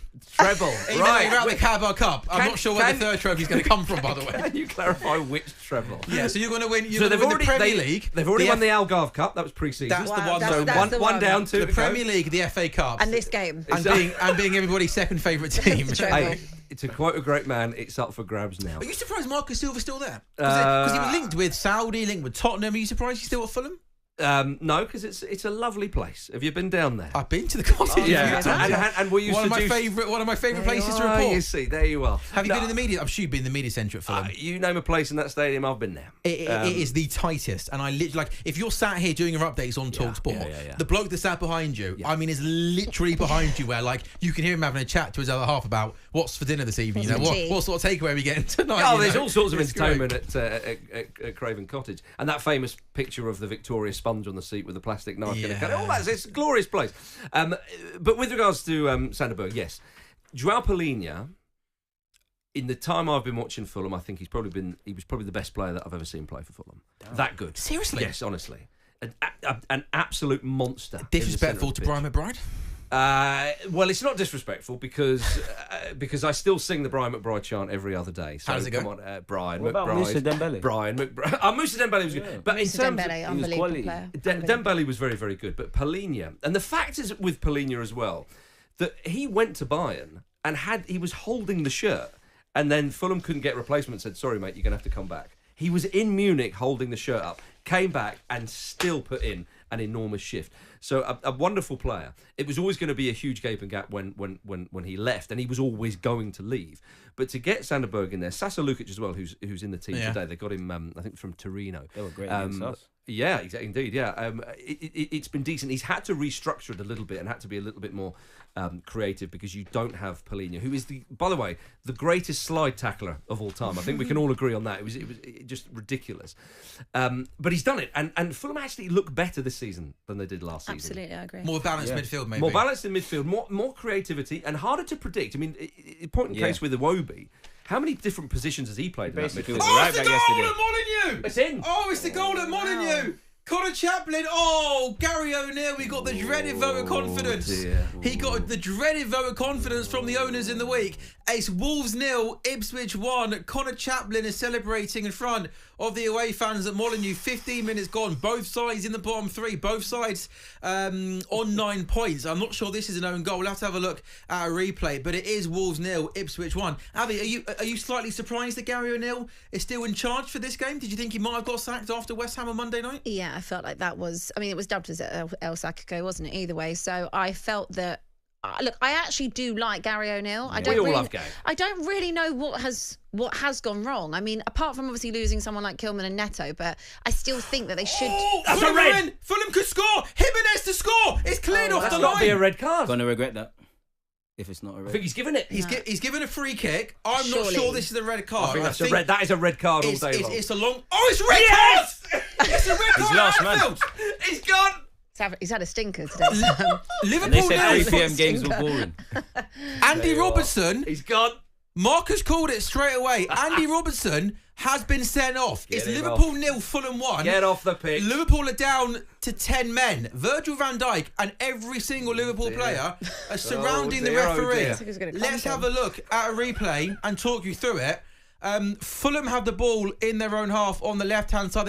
He might be offside. There's a big switch. There's a big switch of play to Harry Wilson. Ooh. Andy Robertson's first touch is absolutely appalling. Harry Wilson intercepts it. As he intercepts it, Andy Robertson takes him down. He plays the advantage because the ball runs through to Raul Jimenez, who doesn't score the 1-on-1, so therefore he brings it back. Andy Robertson's first touch is really poor. Now the big question is, if Andy Robertson doesn't make that challenge, is he denying a clear goal scoring opportunity? It's a red card all day long for me, that. But on a serious note, is Wilson offside when that ball gets played across to him? I think he's onside. Obviously, they're checking now. I think he might be offside. If he's offside, then that's a very tight call. Well, he has, because it was an awful to wake up immediately. Well, Robertson miscontrolling the ball, and then he's absolutely clattered him. By the way, in among all this, can I just say, Raul Jimenez did the most Raul Jimenez thing. He does an unbelievably lovely little dink over Alisson, and then it's cleared off the line. Whereas, stick it in the back of the net, and we'll talk about it later.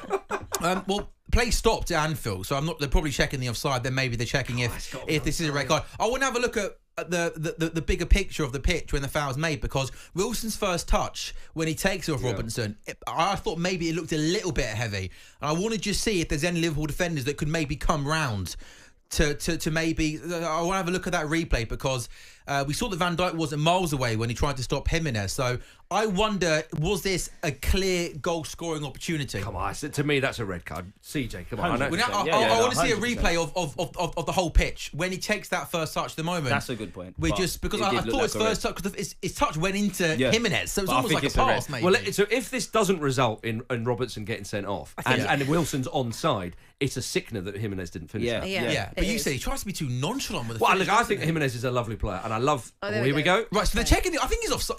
They're checking the offside right now. I think when this ball comes across from the left-hand side to the right-hand side, I thought, for me there, I think he looks offside. I think Wilson looks offside. I called it straight away. Abs, didn't I say it straight away? I think he looks like he's... You did call it. It's going to be close, but I just wonder whether he's just... And that, by the way, if he is offside... That is so tough. I think the planted Liverpool foot might get lucky here. I think the planted foot of Van Dijk is just enough. Depends how they draw the lines today. But I'm not being funny. Today. But also, it's another one of these things, right? I know this is not a new, but 3 minutes has been. Yeah. And we're still sat here. Well, again, he's onside. He's The green light's definitely there. onside. So he's onside, right, and I imagine they must have cleared the red card. That is definitely a red card. Criminal first touch from Robertson. Well, I mean, I'm not being funny. I was going to say that touch and also the goal. Yeah, you know, to be honest, it's actually the goal wasn't his fault. He's gone. Well, it wasn't particularly good from him either. But I would argue it's it's probably better he's not on the pitch for you, Well, I'm based not on the sure last about 10 minutes. I think you actually owe Marcus an apology. About what? Just about how About disrespectful. all of it, Sam, you quite were just very. frankly. You were very. I'm not being funny. I've literally we spent He has been 10 very minutes fair. or so He- praising he just Fulham. praised So them. just out of interest, Marcus, just so we can sorry, have this officially, how much is Anthony Robinson going to cost us in January? He's a baller. Well, to if he clarify- plays like that, about 6 points. Just to clarify, Liverpool are down to 10 men. Robertson has been sent off, and Fulham lead 1-0, and they've got a free kick in a really dangerous position. Who invited you, by the way? I have no idea. Sorry, I'll haven't you tell got a something. football ramble to record or something?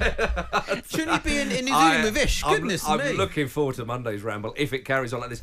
This is a real chance for Fulham to get a famous result. This looks Harry This Wilson is a real territory. chance. But Liverpool have been so good. The fact of Fulham have got I'll the one stop goal backtracking, Marcus. Just put your, you know what on the Yeah. line and own it. You know, I'm just Absolutely. look. I want to bring in CJ here. CJ, what a chance! What an afternoon this could be for Arsenal as well. I mean, we've got to do our job first. well, you but you're predicted right. 3 or 4 goals. Yeah, no, we will. Listen, don't worry. We're going to score from open play to shut everyone up. Come on. It's a Harry Wilson free kick about on, Harry. 25 yards out. It's a big Liverpool gonna have to wall. be amazing. Harry Wilson Not goes bad. the goalkeeper's side. And it goes over, but Alisson was scrambling, I think we should Yeah. say. I think he should have gone over the not wall, by the bad, way. I think Alisson's got that. I think he had it covered. Yeah. But Liverpool 0, Fulham 1.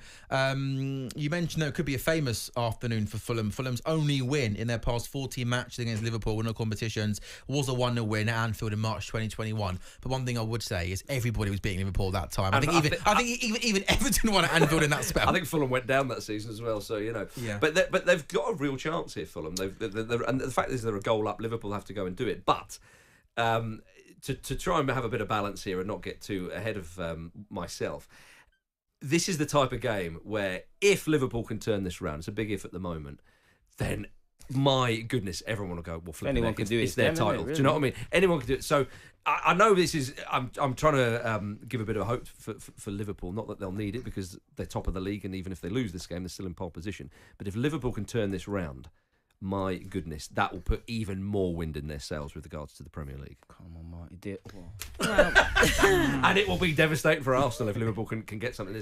Sure. But if Fulham can press home that advantage, then I'll be honest. If there's any team I'd back to turn it around at Anfield, With 10 men, though. Let's not forget even that. with 10 men, even with 10 Would men, be I'd Liverpool. back at to- Anfield, yeah. At Anfield, It'd be Liverpool. yeah, I do. CJ, how are Arsenal playing in the opening 20 minutes of the Emirates? Still we're Arsenal huffing and 11 puffing. Corners galore. Yeah, corners galore, as unfortunately as Abby said. We're huffing. Every time I've looked up, they've They had had a Yeah, corner. no, Every single we're time. huffing and puffing. Odegaard's had a couple chances. Saka's had an effort that was blocked. Real low-key efforts, really. And it's what you'd expect from a Sean Dyche side. They're very rigid, they're very resilient, and they're very difficult to break down. We're just going to have to be patient, but I'm still confident we'll score a couple Are goals they hard today. to break down, though, these They- days? I They mean- are hard. They're hard for us. They're hard for us. No, they are. And to be fair, Everton, a stat that surprised me about Everton, which I'll tell you about after this corner, because Bukayo Saka with an not his best. in-swinger, that might be the worst corner I've ever seen Bukayo Saka take. Everton have only lost 2 of their past 10 Premier League matches, which, to be fair, CJ, is a stat that surprised me, given that they've been near the bottom of the table pretty Exactly. much the whole season. So they don't win many matches, but they also can be, as you rightly say, I said it, they are hard to beat. They are very, very difficult. And I think, interestingly, Pickford and David Raya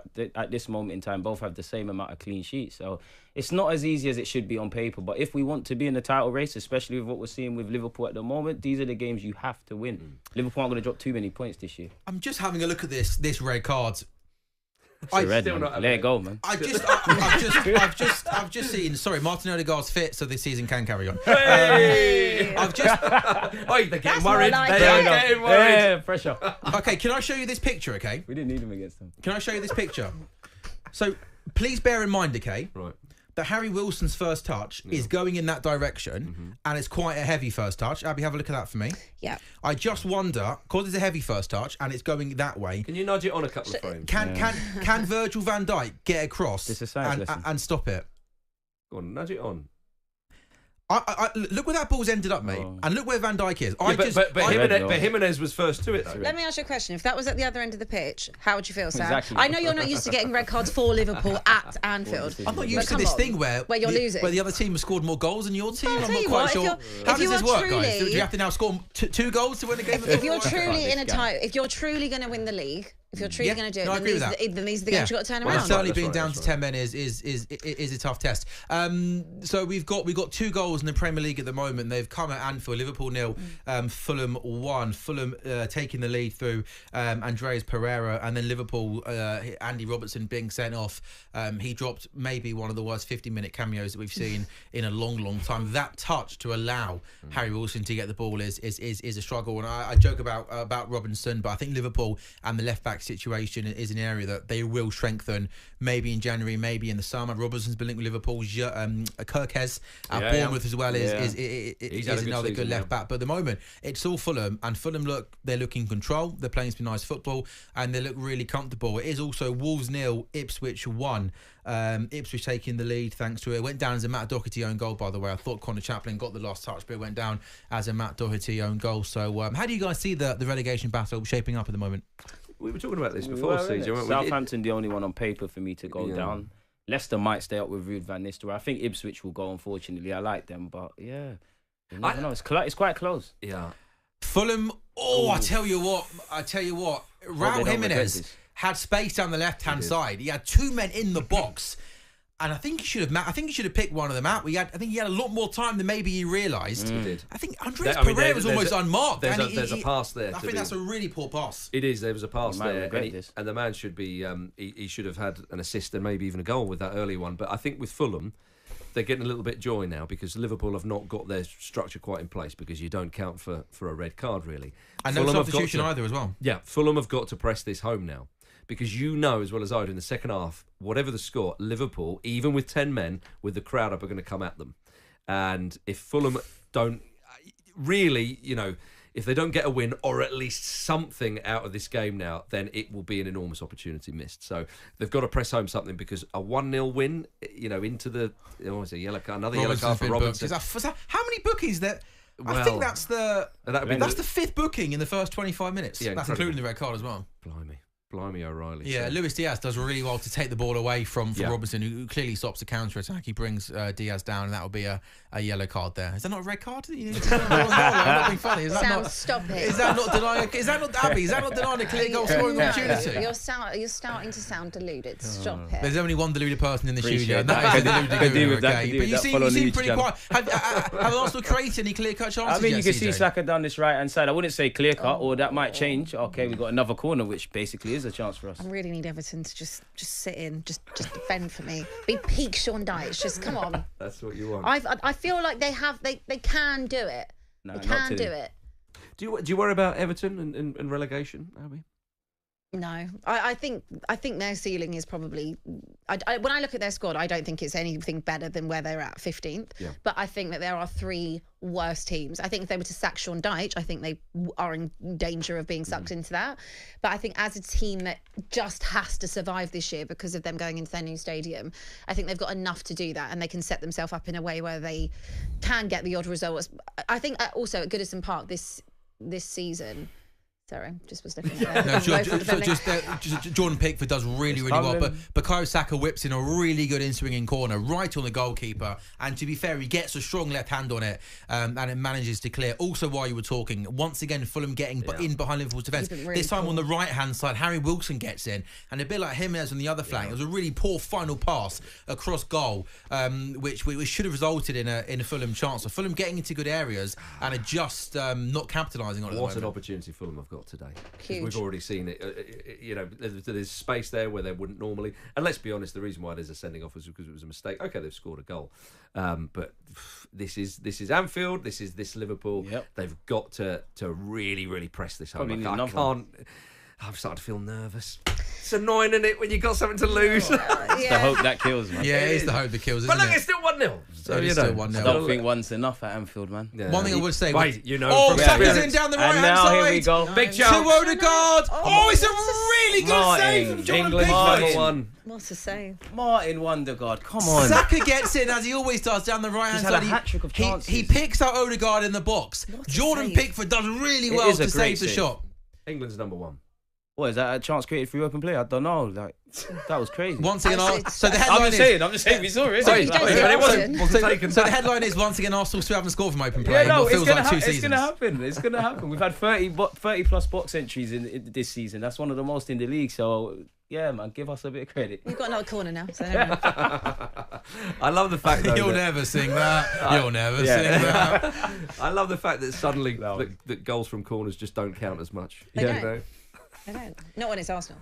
Let's It's see. about to change. Yeah. Oh my was Arsenal that? nearly scored What's from that? a corner. God. It's happening. It's brewing. It's brewing. I'm telling you, it's that seat. Don't go too early when you're sitting in that seat, okay? Is that what it is? Oh.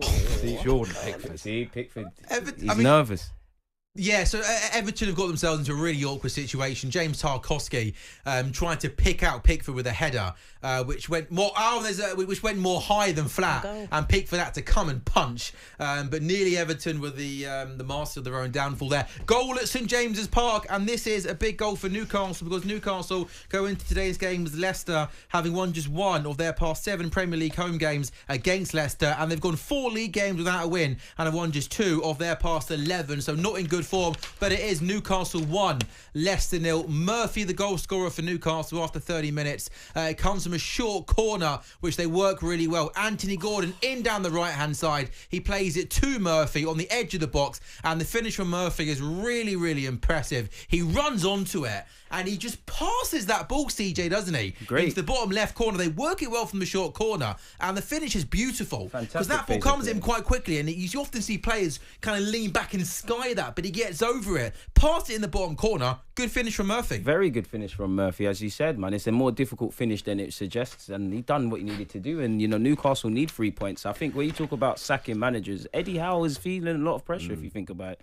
Well, why do you think, guys, Newcastle have struggled? They're currently 12th in the table at the moment. Why has this been a tricky season so far Have for they Newcastle? got a big enough squad? Have they brought in more individual quality? Have they got a bit, not complacent necessarily, It's got a but bit have they stale. stagnated? Yeah, exactly, Marcus. It has. Probably a bit of everything. Is he Yeah. under pressure, Marcus? Eddie Howe? I think he's under a bit of pressure. He's still got a bit of credit in the bank, I think, from a lot of people up there. But the changes that were made at sort of boardroom level have made a little bit of a difference. Howe said that at the start of the season. Staveley's no longer there. Now, whatever one may think, and I'm sure everybody has opinions about the old PIF posse, the Saudis who were in there and so on, and Staveley who was there. Staveley was a very visible figure and very kind of hands-on. It looked like that, certainly. And when they started to spend a few quid, they got into the Champions League. They gave, to begin with, a good account themselves. That amazing victory against PSG, a cup final, and all that kind of stuff. Although I'm mixing up the seasons there, forgive me. But that period, if you like. They've not kicked on. In fact, they've regressed a little bit. And I think that a lot of people were saying, well, in a few years, they'll be challenging for the title.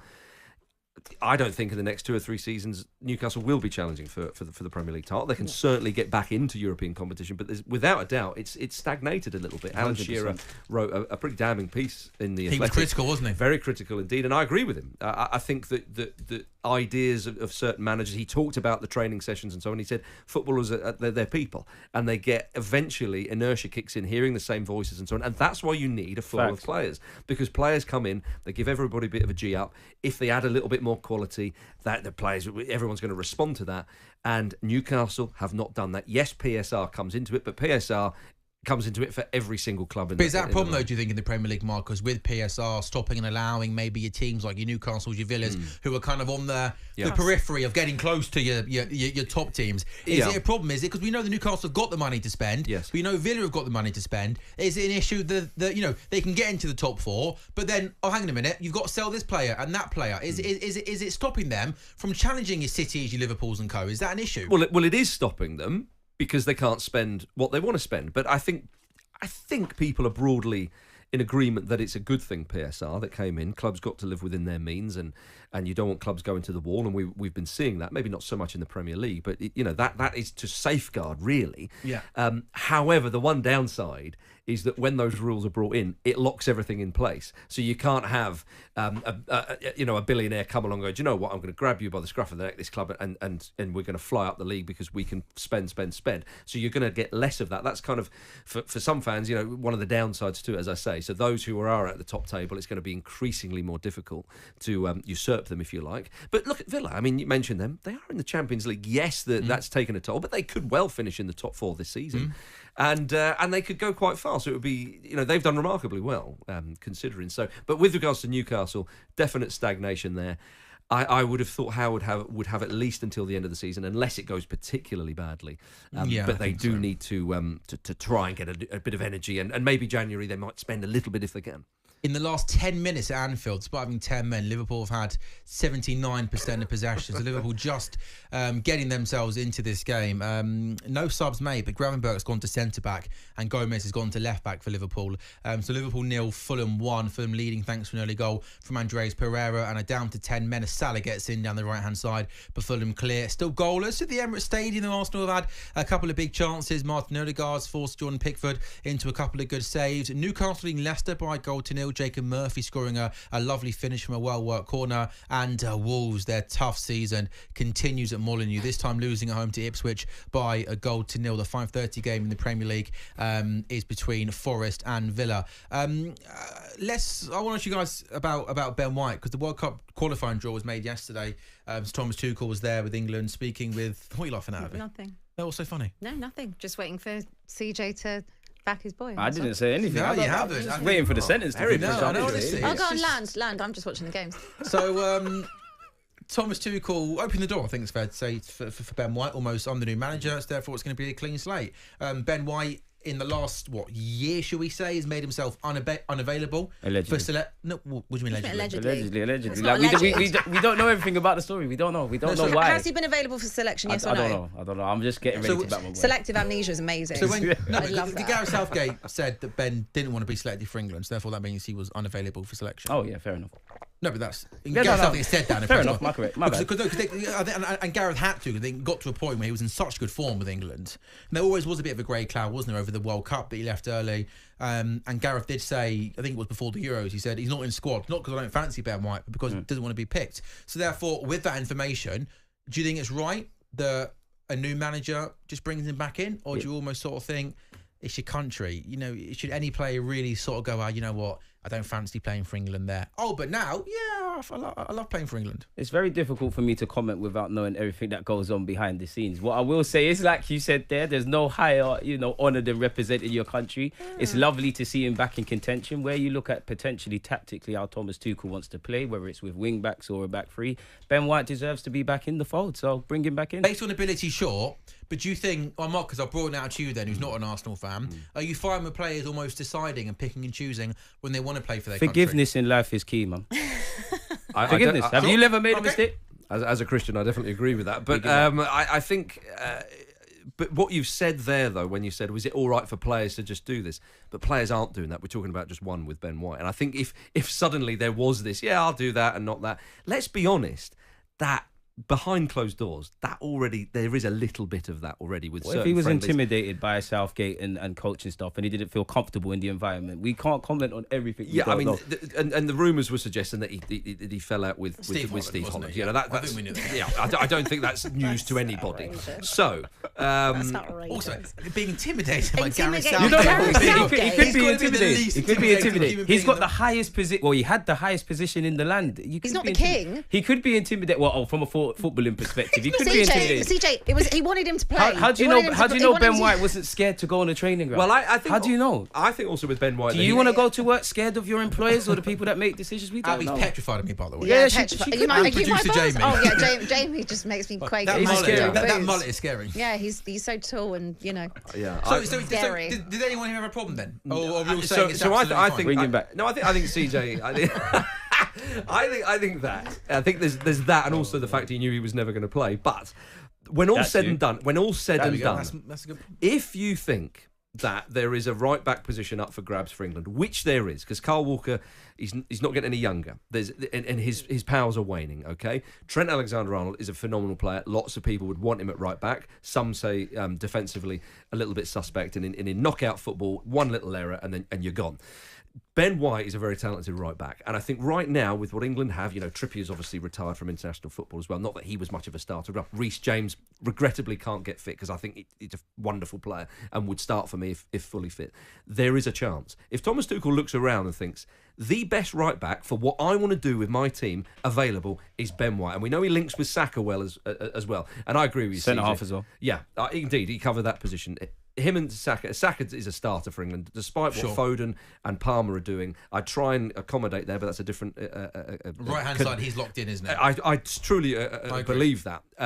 So if he thinks he is the best player to be able to play in my team and all the rest of it, I have zero problem with Ben White coming back to England. Thank you. Well, I don't like the way it was handled in terms of, I think if you go home at a major tournament, I think that can be perceived as a little bit disrespectful to your teammates as well, and the country.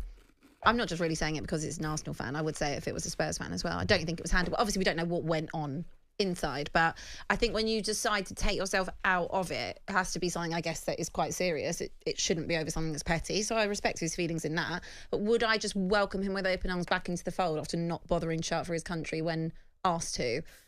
He was told to leave.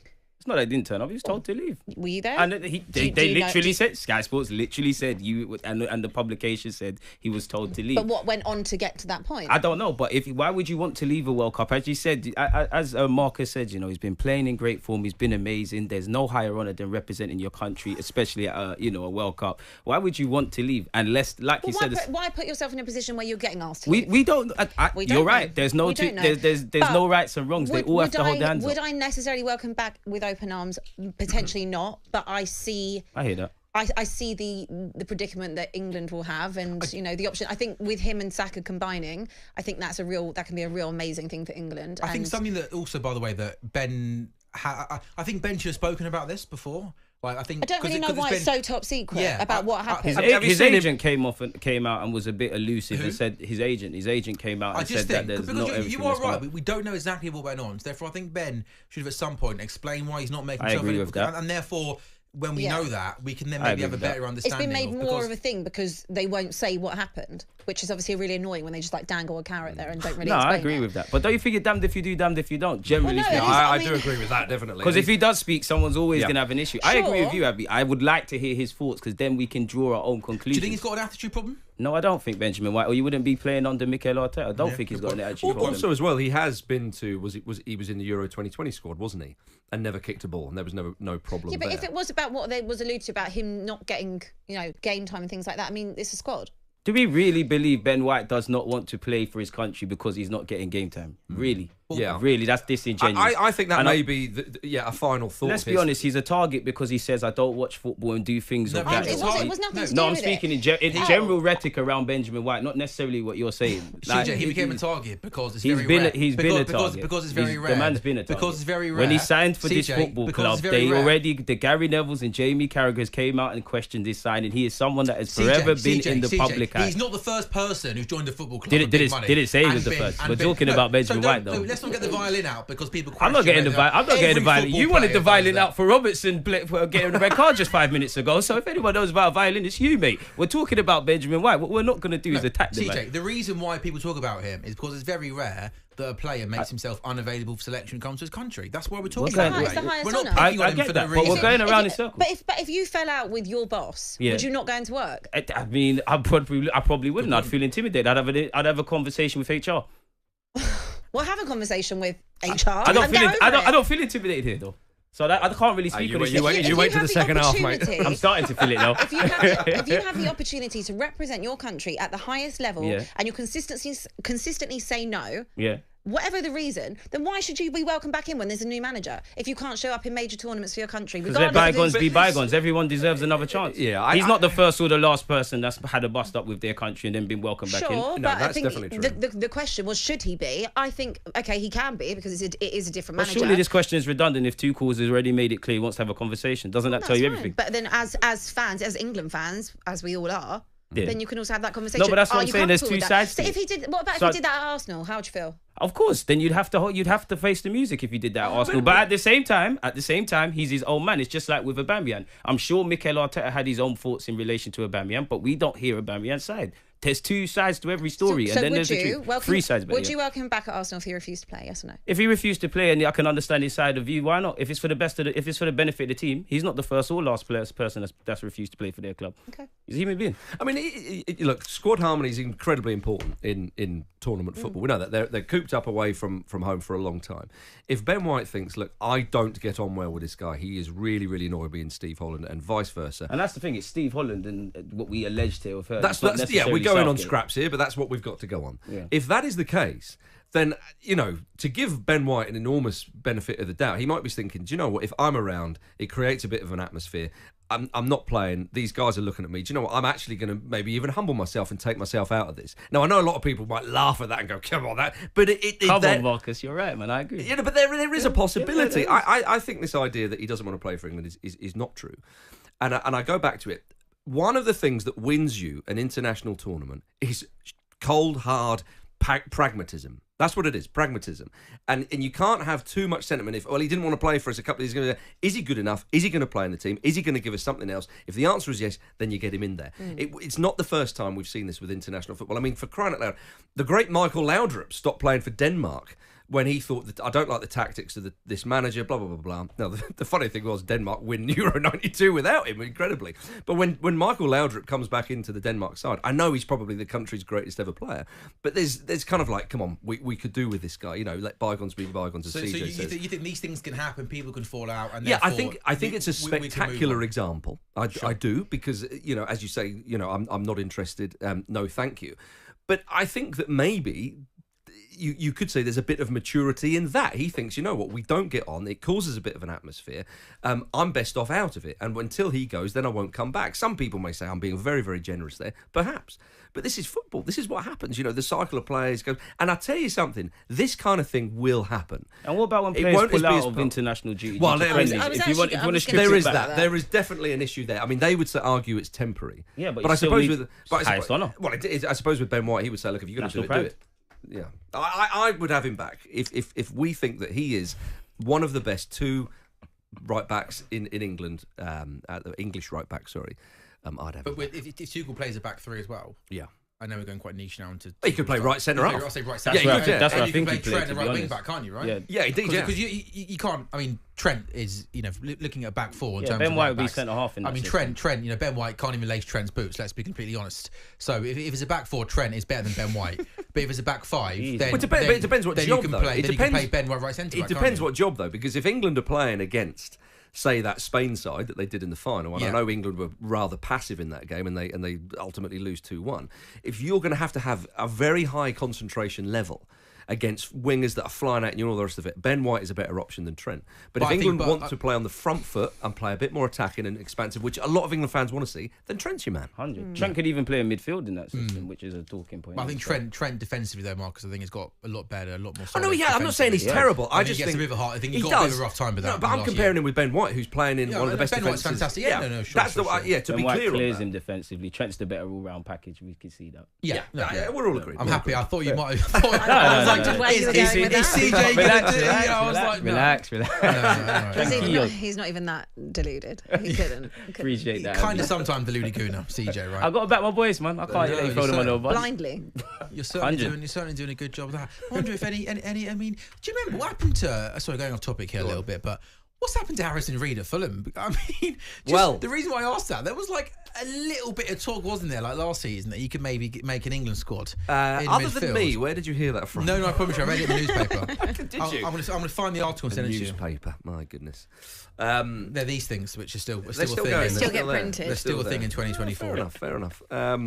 Harrison Reed is a particularly big wig at the club once told me that Harrison Reed is a great club man and clearly likes having him around the club. He's great for the other players. He gets everybody going and he's an important sort of almost like off the field leader, if you like. He's a handy player to have, but Sanderberg and Sasa Lukic operate at a higher level than him. And I think Harrison Reed's one of those players. You get promoted from the Championship.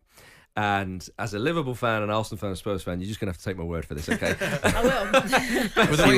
With the way Spurs are going this season, you never know. Maybe next season they could be. Well, Abby, let me give you a few pointers. Go on. If you get relegated to the Championship and you come back up, the players that win you the league or playoffs, whatever, or second, whatever avenue it was winning the league, you love those players because you've won a league title. And it's been a while since a London club won a league title, of course. But Fulham managed to do one. But you inevitably, some won't be able to cut it in the Premier League. You know, Joe Bryan was one of those players. You know, scores 2 goals for Fulham in that playoff final. You know, incredible. He's a hero for life at Fulham, but just quite can't do it in the Premier League. And Harrison Reed's one of those players who he can operate in the Premier League, but to have him as a starting central midfielder and want to kind of get into that top 10. I think it's just that little bit beyond, I think. And that's no disrespect for Reed, because he's a great professional and I think he's a handy player to have. And if Fulham have injuries, get him in there, I think he'll do a good job. But in terms of starting Premier League sides, and if you want to kick on, and as I said earlier, dare I suggest, try and compete for European places, I think what they've got, the other options are a little bit better than Harrison Reed. But a great player to have around and a fine professional. You know, I've interviewed him a couple of times and he's a really, really good guy. Yeah. They are, you see. They are. He is. He's a top guy. Oh, there's a chance for Fulham again at Anfield. Yeah. You're gonna start playing better second half. I'd like to think that they will. It won't be any worse than this first half. But Robinson once again, real joy down the left hand side. I'm concerned that when you play a good side in Liverpool, a better side, you've got to score when you're on top. And Fulham are 1-0 to the good. Okay, Kill the game. But you've got to get another one. And Fulham have had the spaces, they've had the openings, and Mo Salah's still on the field, for crying out loud. So and that always gives you a chance, doesn't it? Yeah, and I think that in this second half, you already said about the possession. I mean, here they come again, Fulham. You know, this would be could be a corner, and it's snuffed out. But Fulham in this second half, Liverpool are going to go at them. And even though Liverpool are down to 10 men, that fear factor and the noise of Anfield, Fulham will be hanging on, attacking the Cop second half as well. I'd love to know the odds, but if I'm brutally honest, where is Ryan from? Ryan Scott Douglas. Yeah, where's he at? We used to have odds come in. Yeah, they are. Jamie, what's happened to Ryan? He's not fancy it anymore. Get Ryan back here for He crying used out to loud. come in and give us some odds. Got the baby now. Oh yeah. Oh yeah. You know, Quaker had a baby as well, by the way. Yes. Congratulations. But anyway, I still think Liverpool will be favourites to turn this around the second half. Quaker didn't have a baby. His partner had a baby. Yeah, no, I'm aware of how giving birth works. Normally, it's normally the woman who gives, not the man. Yeah. Some might say always. Some might say. Yeah. Well, the way they were going, I wouldn't. But who knows what's coming? Who knows what's happening? Whoa! Well, and let's go to break. And that's half time. It is half time in our games in the Premier League. 4 half times to bring you. Arsenal 0, Everton 0. Everton had an early chance. Abdullah Doucouré with a shot from close range, a really good last-ditch tackle from Gabriel. But since then, it is all Arsenal. Odegaard in particular has missed a couple of really good chances. Everton have lost only 2 of their past 10 Premier League matches. Their 3 Premier League wins this season were against teams currently 17th, 18th and 19th in the table. Arsenal 0, Everton 0, but all Arsenal in that first period. Marcus is a happy man because it's Liverpool 0, Fulham 1. Andreas Pereira giving Fulham the lead after 11 minutes. 23 points is Fulham's second highest tally after 50 matches of a Premier League season, and their good start to the season could carry on this evening at Anfield. What else have we got? It is Newcastle 1. Leicester 0 at St James's Park. Jacob Murphy giving Newcastle lead after half an hour. Newcastle have gone 4 league games without a win and have won just 2 of their past 11. So that would be a big victory for Newcastle this afternoon. And it's Wolves 0, Ipswich 1 at Molineux. Matt Doherty own goal giving Ipswich the lead. Wolves have lost 10 of their opening 15 league matches in a season for the first time since 1985. Ipswich and Wolves going into this game this afternoon, 18th and 19th respectively in the Premier League. The 5:30 game in the Premier League today is Nottingham Forest versus Aston Villa. Aston Villa back to winning ways after a tricky run of form. They've earned 3 successive victories in all competitions, as many as in their previous 13. However, Villa winless in their past 4 top-flight fixtures directly following a Champions League game. And we know that Nottingham Forest are a team who've had a good start to the season. 3 full times, by the way, in the Championship. Bristol City 1, QPR 1, Coventry 2, Hull City 1. A win for Frank Lampard. Preston 1. Leeds 1. Half times in the Championship. Blackburn 2 up at home to Luton. Middlesbrough beating Millwall by a 0-0. Oxford 1. Sheffield Wednesday 1. Wayne Rooney's tough start to the season continues as Plymouth manager. They're 1 down at Sheffield United. 1-1 between Stoke and Cardiff. And a surprise maybe at Swansea. Swansea leading Sunderland by 2-1. So the second half games in the Premier League underway in around 5 minutes time. We're going to take you through right to the close of the games in the Premier League. But while we wait for the second half to start, with the Manchester derby being tomorrow on Thank Football, it's Friday last night, Ali Oladipo and Rory Jennings, they previewed the big game. Biggest game is Man City versus Manchester United. And let's move on. I assume we're all off here. You've got 5 minute break here. Nice. Sorry. Do you know what I mean? I'd rather say that. I'd rather say it that way. 8 defeats, 1 draw, 1 win.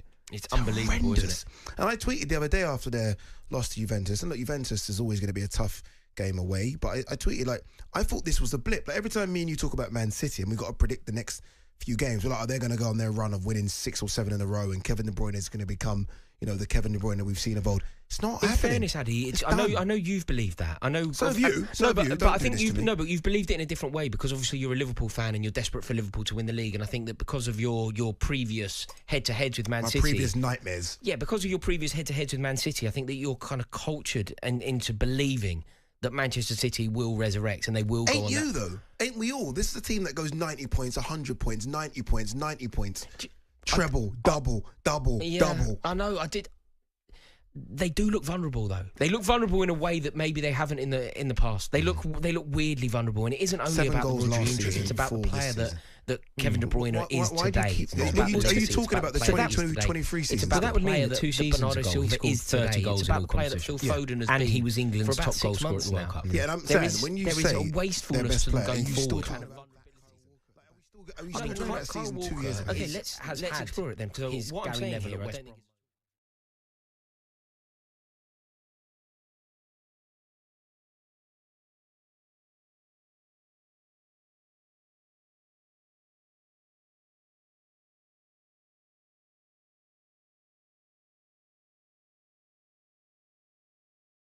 Kyle Walker, Yeah, I know you and meant Gary normally Neville, with but the the pace, answer is you're gonna actually feel, Bruno okay, Fernandes. this is-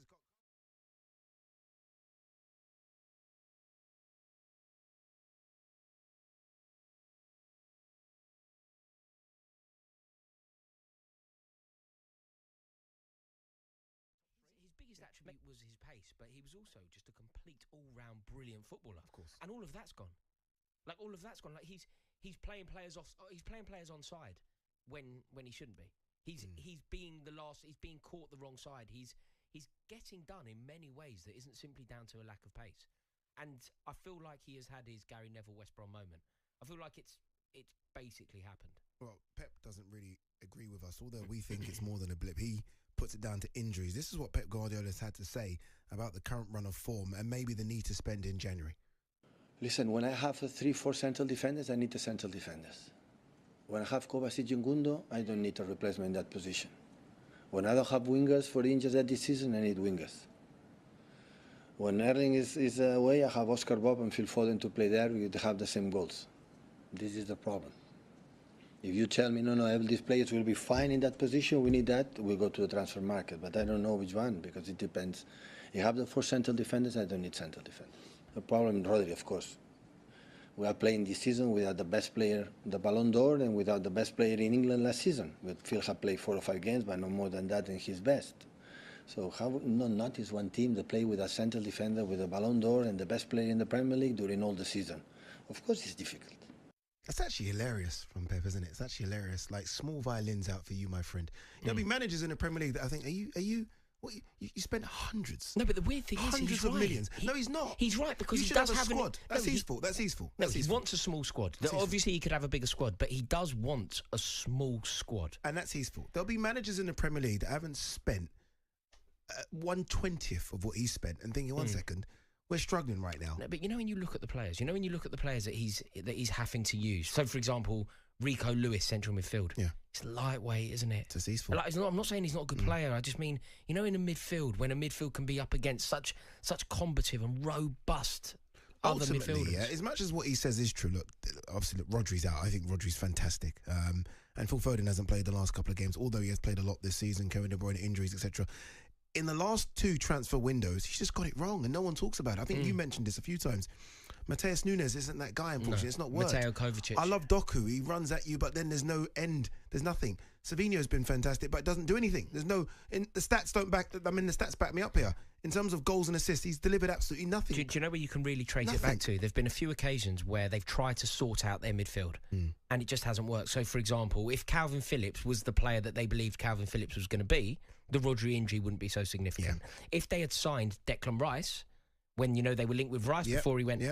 it wouldn't be such an issue that Rodri's out. Agreed. Do you remember when they were going to sign Lucas Paquetá? Yep. There would be another player in there who I think is capable, although his form's gone off a cliff. But, you know, there is an excellent But then there's player also there. weird ones. I mean, letting Alvarez go. And look, there would be a point where Alvarez knocks on the door saying, look, if you're not going to start me, I want to go.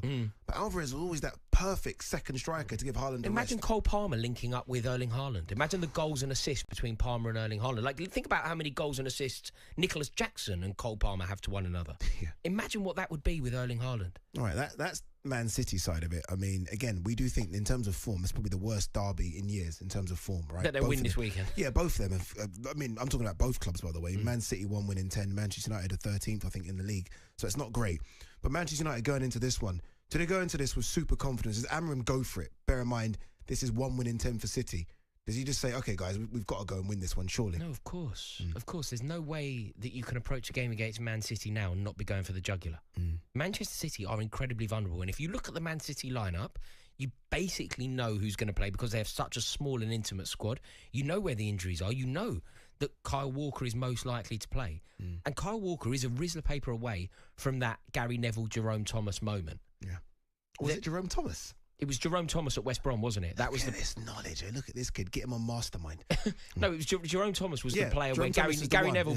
Well, he told the story, didn't he? He told the story where he was sitting in the toilet at West Bromwich Albion, sitting in the toilet at the Hawthorns, and Paul Scholes came in and Gary Neville basically just said, I don't really know what's happening here.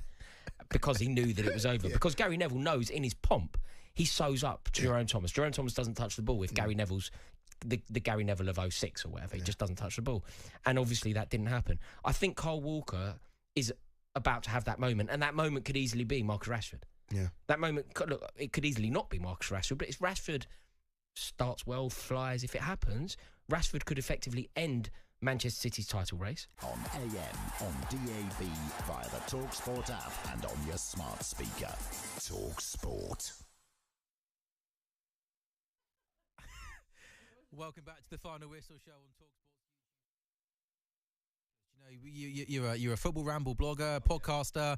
You love your Fulham. Honestly, you're trying to sell us this Too Good to Go app, aren't you? I mean, sorry, are they paying you commission, mate? They blooming well should do. I tell you, I was speaking this on the ramble the other day, but my goodness, when you can get 6 Krispy Kremes for a £5, I tell you, that's a Friday night for me. That's a perfect night. Honestly, are you more of a night in, night out sort of girl, Abby? After with a mouthful of food, cheers. Does CJ, it depend who's does it depend who's I asking? love being outside, man. I love it. me. I'm staying in tonight. I'm outside. Again, I think it depends who's out. All right. Depends who's out. Are we outside? Yeah. Outside. No, I like staying in, especially in the winter. But like, it depends what the occasion is. But I do like going home. Like tonight, I've got no plans. Have you not? And I'm going home, and I cannot wait to go home and have a takeaway. That sounds. Yeah. What are you gonna get?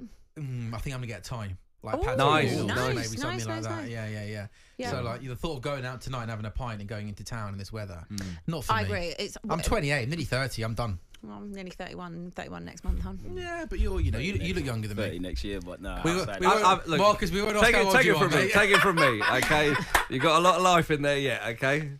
I think it just depends. I think it just depends where you're going.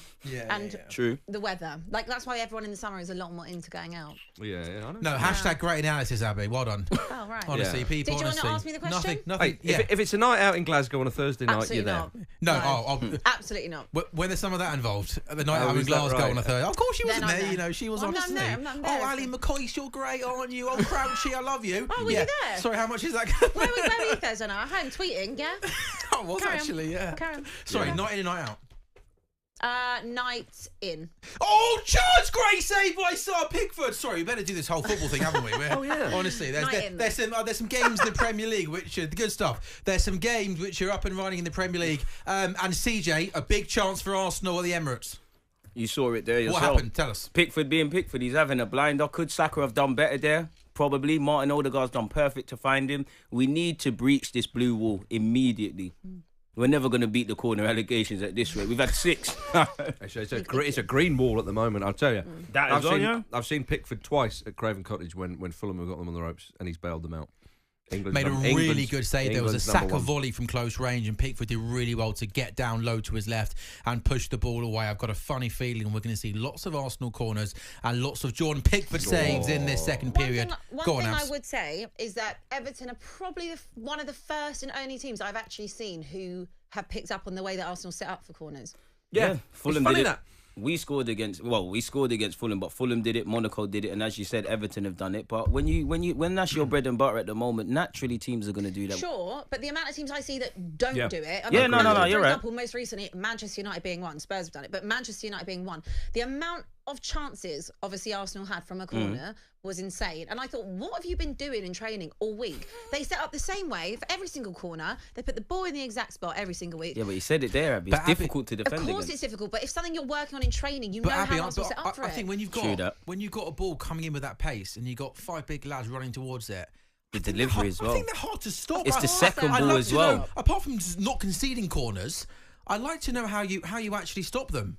Is that what Sean Dyche would say at the end of the night? Oh, there's a goal at St James's Park. Newcastle 2, Leicester 0. Once again, it comes from a set piece. Newcastle worked a short corner, really good in the first half, and they worked this free kick really nicely as well. Anthony Gordon with a free kick. A Newcastle player peeled away at the back post, headed it back across goal, and Bruno Guimaraes heads into the empty net. So Newcastle 2, Leicester 0. We spoke earlier on in the show about Newcastle's tricky first half to the season.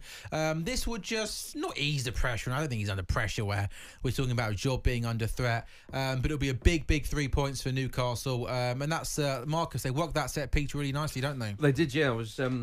I think Newcastle, they need to pick it up now, as you say. I think Howe is under a little bit of pressure. I don't think it's the same, but as we said earlier, echoing the thoughts of Alan Shearer, they have stagnated a bit. To put a little run together. Is he your mate, Alan Shearer? You plugged his piece and you've left it a couple times now, haven't you? I don't think he knows who I am. But nonetheless, I agree with him, though. And I think that they need this little run of results together because they need a little bit of the feel-good factor. They've got good players in there who have probably played a little bit within themselves this season. I think one would agree. So a victory here, and they've got a few winnable games coming up. Get them done. Go into the Christmas period with a bit of festive cheer.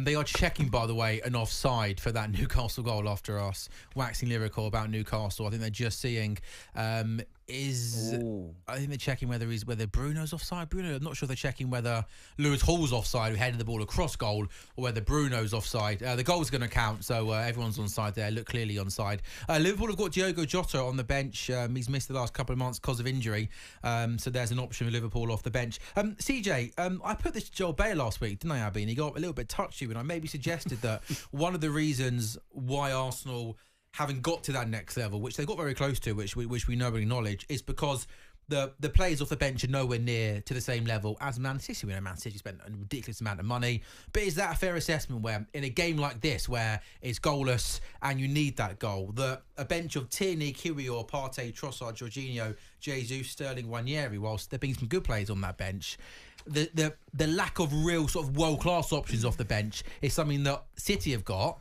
even maybe Liverpool have got this season, but maybe you guys haven't quite got? Or am I being a bit harsh? No, I don't think you're being harsh. A couple of those names, cut the track, Havertz. Oh, no, I got excited. And also another goal at St James's Park. Newcastle 3, Leicester 0. Alexander Isak's got on the score sheet. Lovely. Back to Arsenal. Oh yeah, but back. No. We got confused. But back to Arsenal. I think that's a fair assessment. I think we need a stronger bench, and I think that indirectly ties into ultimately the depth of the squad. We rely on the same old players, and when they don't do it, we're in issues. And Trossard's technically on the bench. Typically, throughout the last 2 years, who really do you have faith in? Especially when you look at the attackers, you don't really know what you get. If Sterling gets on, you don't know what you're getting. Have you been surprised at the lack of minutes from Sterling? I've been surprised by the lack of minutes at this current climate in the festive period. I didn't expect him to be a major part, and I don't want to be harsh to Raheem Sterling, but I think a lot of Arsenal fans hid behind the fact that he's worked with him at Manchester City and things of that ilk, and he can get him back to his best. You look at the minutes, he's not trusted, and you look at our left-hand side, who's really doing the business? You asked me earlier about Martinelli. Gabriel Jesus has fallen off a cliff. Sterling is non-existent, so Yeah, I don't think Sterling's trusted. I think it's a relationship of convenience. We brought him in on deadline day and Edu's departed now. Edu came out on Arsenal.com and said, to be fair, we didn't plan to make this signing. When have you heard a sporting director say that? So I think you have a fair assessment on our depth. That is one of the issues we have.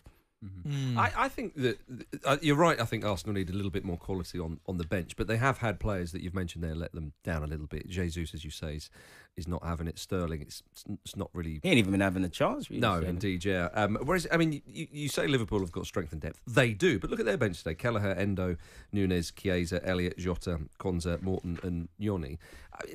Some good options, but it's not like. It's not amazing, if you see what I mean. And I think it's really hard to have a lot of world-class options off the bench. I don't even think they need to be world-class, to be fair. Well, they don't, it doesn't need to You be. look at when we won the Invincibles and things, we had people like Ray Parlour coming off the bench and other players just part of the squad, really and truly. A man part of this power. They made difference. They just made difference. Sorry, CJ. Can I just get you to backtrack that, please? Because Ray Parlour is a TalkSport legend. Yeah, I mean, and you're throwing shade. I'm picking him up. I'm picking him up. Oh, there's a goal at Anfield. There you have it. Is he onside? The flag stays down. It is the perfect start to the second half for Liverpool. No Darwin Núñez. Told you need more than one goal at Anfield. Cody Gakpo's headed home from close range. I'm picking Ray Parlour up. But the point is, you might not be the starting level quality, but you're a difference maker. That's what we need. The Liverpool goal at Anfield comes. It's Mo Salah. Oh, he's well on He's side. whipped in a beautiful ball with his left foot, which is in between the defence and the goalkeeper with pace on it. And Cody Gakpo from close range arriving at the far stick, diving header, beats the goalkeeper at the back post. It's all about the ball, isn't it? The Mo Salah pass makes that, Marcus. Yeah, it's utterly inevitable. I was, despite being a goal up and a man up at Anfield, you can watch back what I was saying. I was grumbling, thinking, we really need to make this 2-0 because it's inevitable that Liverpool will go at Fulham in the second half. I thought Fulham might keep them at arm's length a little bit longer, but they've already broken through. I'd settle for a point now. They're checking the offside. Absolutely. Or possible foul. Now. Oh, no. So what's happened here, guys? As the ball comes in, Gakpo's definitely onside, but Diaz is offside, and he yanks one of the Fulham players down. It's been given. It's been waved away. Any complaints, Marcus? No, not really. In terms of the decision, no. You're a better sport than I was earlier. I think that's important. If you're gonna go on a fine, platform like this, you've got to be honest rather than mad, quite frankly. We like mad on this platform. That's what we like. Mad's what they want, really. All right, well, I'll ramp it up then. 1-1, not a problem. Fulham will be up and at him, and soon enough they'll be back in front again. How good's the ball, Abby, from Salah, though? When he's not scoring, he's assisting, isn't he? Yeah, and that's it. When Fulham were 1-0 up, I was thinking, there's a chance here for a famous result. And then I just saw Salah get the ball, and I was like, oh, yeah, Mo Salah's still on the pitch. CJ, what's happened at the Emirates? I mean, Kai Havertz has been on the receiving end of a very disgusting tackle, if I'm honest with you. That's disgusting. Look at that. Oh, my gosh. That's got no place in the game. Send him off. Are you in the wind-up? Well, yeah, I just want my team to get 3 points. It is what it is. Come on, that was... Oh, Kai, man. I'm just having a look at the replay here. That's not the foul. That's the chance. It was James Tarkowski, wasn't? I thought he won the ball, CJ. No, he didn't. He didn't. That's why we got free kick. Disgusting tackle. Disgusting tackle, man. Got away with one. That's got no place in the game. There's kids watching. Cody Gakpo's just had an effort saved by Byrne Leno, getting the ball on the left-hand side, cutting in with his right foot, trying to beat Leno, whip the ball towards the near post. But he does well, Leno, to get down and save. Abby, you mentioned it when Liverpool were 1 down and had 10 men, that these are the games where you're up against it. Cliche, but the sign of champions if Liverpool do come back and win. Oh yeah, 100%. And it was something we spoke about again a couple of weeks ago against Newcastle, that you were so close when you went 3-2 up. And turned it around. All of us were pretty dead set they were going to go on and win that. I know they drew the game, but these are the games at Anfield. Like, Liverpool have been unbelievable this season. I mean, in all honesty, they have absolutely no right to be in the position that they are in terms of leading the pack and on a title charge. It really was Arsenal's season. So if Liverpool can sustain that, it will be unbelievable if they go on and do it. But there are still frailties, I think, within you. I do. I still think... Which is? I think that in terms of your depth, I think that's a problem. I think Andy Robertson is a problem as well. And also the problem as well is the backups Simicast, who's also I know he's injured at the moment, but also quite inconsistent. Yeah, it's something we spoke about even early on in the season, where it was a position I felt that left back for you is a bit of a weak spot. Obviously, when you take Konate out, I think Joe Gomez has done a really good job, but it's about having that depth, because then you look past that, you've got Jarell Quansah, who I know that Liverpool fans like, but let's be honest, he's not going to be at the level of a Van Dijk or Konate at this moment in time, and might never be. So I think that's an area. I think as well, your midfield's been great.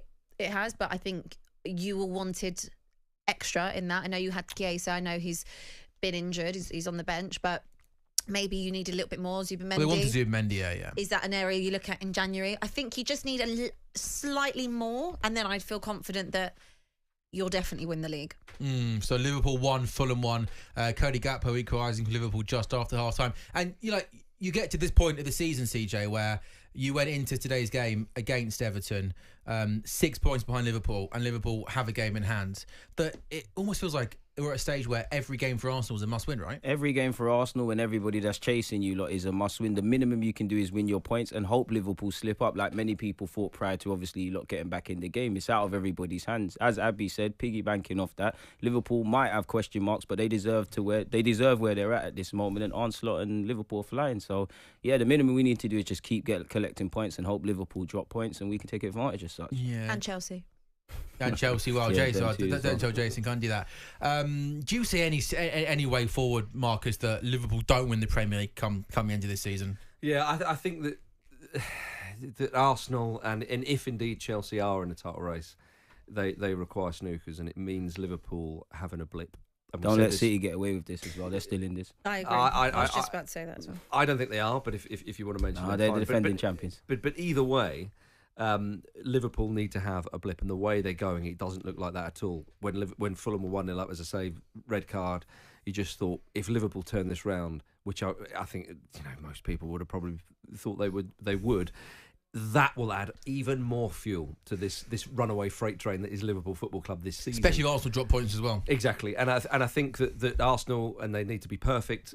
They were so close to almost a perfect season when Man City beat them. To see Liverpool play like this and pick up so many points, it must be demoralising for Arteta, because Man City are having a bad season.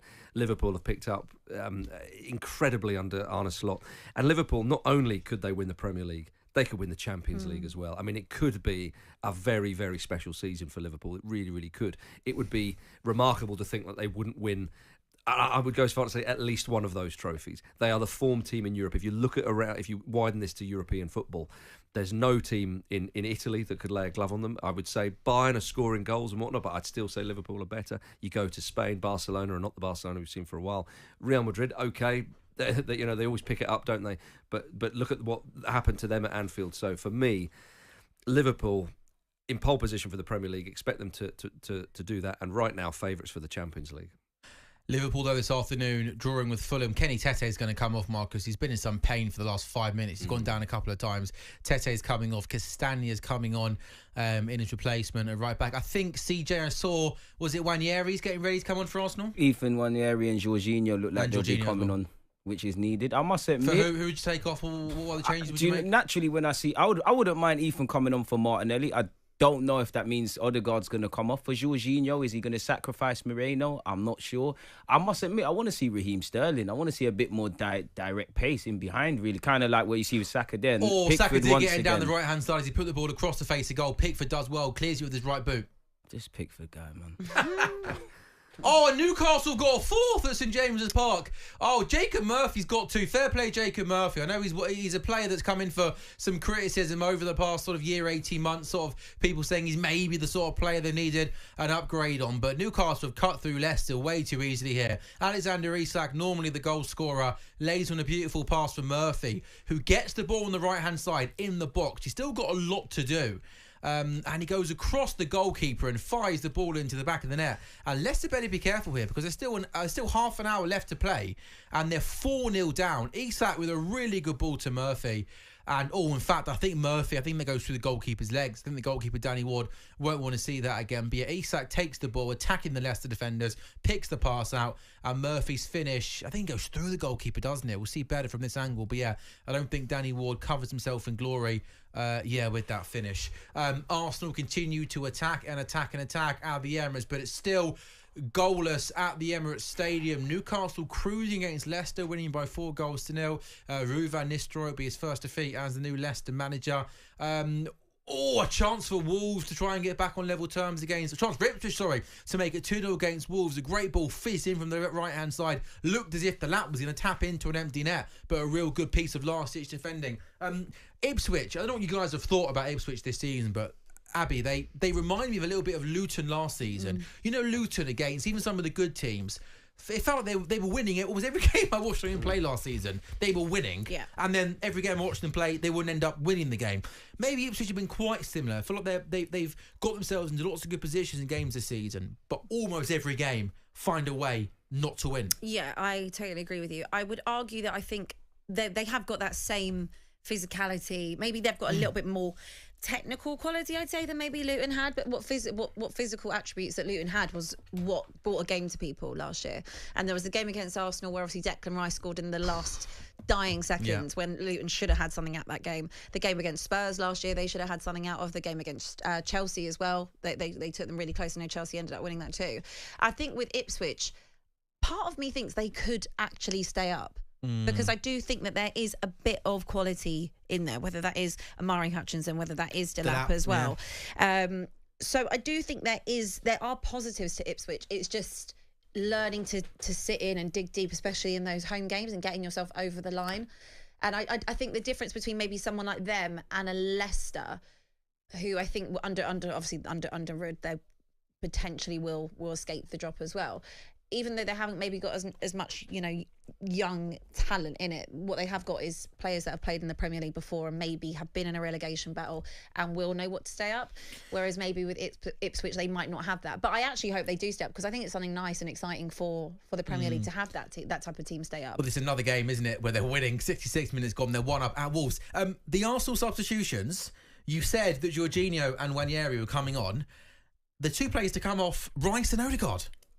Big calls from the manager, man. He's been taken off. Is this just a case of, surely the only reason Odegaard comes off is he's not fit enough to complete the 90 minutes, right? Yeah, he's been a lot more proactive than a couple of our players. Naturally, to me as a fan, we need to create. To take your chief creator off scares me, even though I want to see Ethan. Jorginho's substitution for Declan Rice in particular is the one that got me, because that just tells me from Mikel Arteta, you know what, we're going to risk it. Declan Rice, we don't need a handbrake. We're just going to go for it now.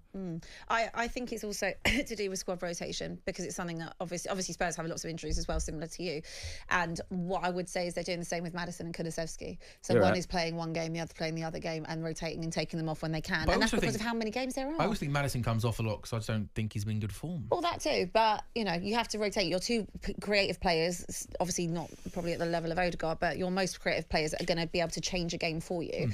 You've got to rotate. There is too many games coming thick and fast. You're in the running now as well. We've still got playing on Wednesday as well. Yeah, European games. We've got cup games. Like, there's too many fixtures, so maybe what the squad can handle. We're doing a watch along, by the way, for the Spurs Cup game on Thursday against Man United. We should be doing a watch along. I'm not sure how. I'm going to the game. Oh, you're going to the game? Okay, fair enough. You'll have much more fun going to the game. We've got 64 minutes gone in the majority of these games in the Premier League. Arsenal 0, Everton 0, Liverpool 1, Fulham 1, Newcastle, what an afternoon for them at St James's Park, leading Leicester by 4-0. And Ipswich leading against Wolves, looking for their second victory of the season in that relegation. You can't call it 6 points already, can you? Just the latest results, latest scores in the Championship. Blackburn 2-up at home to Luton. Rob Edwards, the pressure will continue to rise on the Luton manager. Middlesbrough beating Millwall at home by 1-0. Sheffield Wednesday, Danny Roll's doing a really, really good job there. Sheffield Wednesday 3-1 at Oxford. Sheffield United beating Waverley and Plymouth by 1-0. It's level between Stoke and Cardiff, and Sunderland still 2-1 down at Swansea as Fulham in at Anfield. Robinson has the ball. How many times, Marcus, have we seen that exact same situation where Fulham have been played in, have got in by Liverpool's defence on either the right-hand side, and just when you need that final ball to be good, it's been bad. It was not enough times for it to mean Fulham have gone 2-1 up. We've seen it a lot, and Fulham haven't capitalised. And the thing is, you've said a lot of kind things. Well, I would say truthful, but some might say kind things about Fulham. I only ever say truthful things, Marcus. I wouldn't lie to our viewers on the final whistle. Oh, but you sugarcoat them, don't you? And what's that supposed to mean? They're truthful, but you make it lovely. Oh, okay, there we are. are. I am a lovely person, aren't I? Fluffy. You are a lovely person, Sammy. You are. Indeed. So it says here. But with Fulham, as you say, they play some nice football and so on. But it is that cutting edge up front.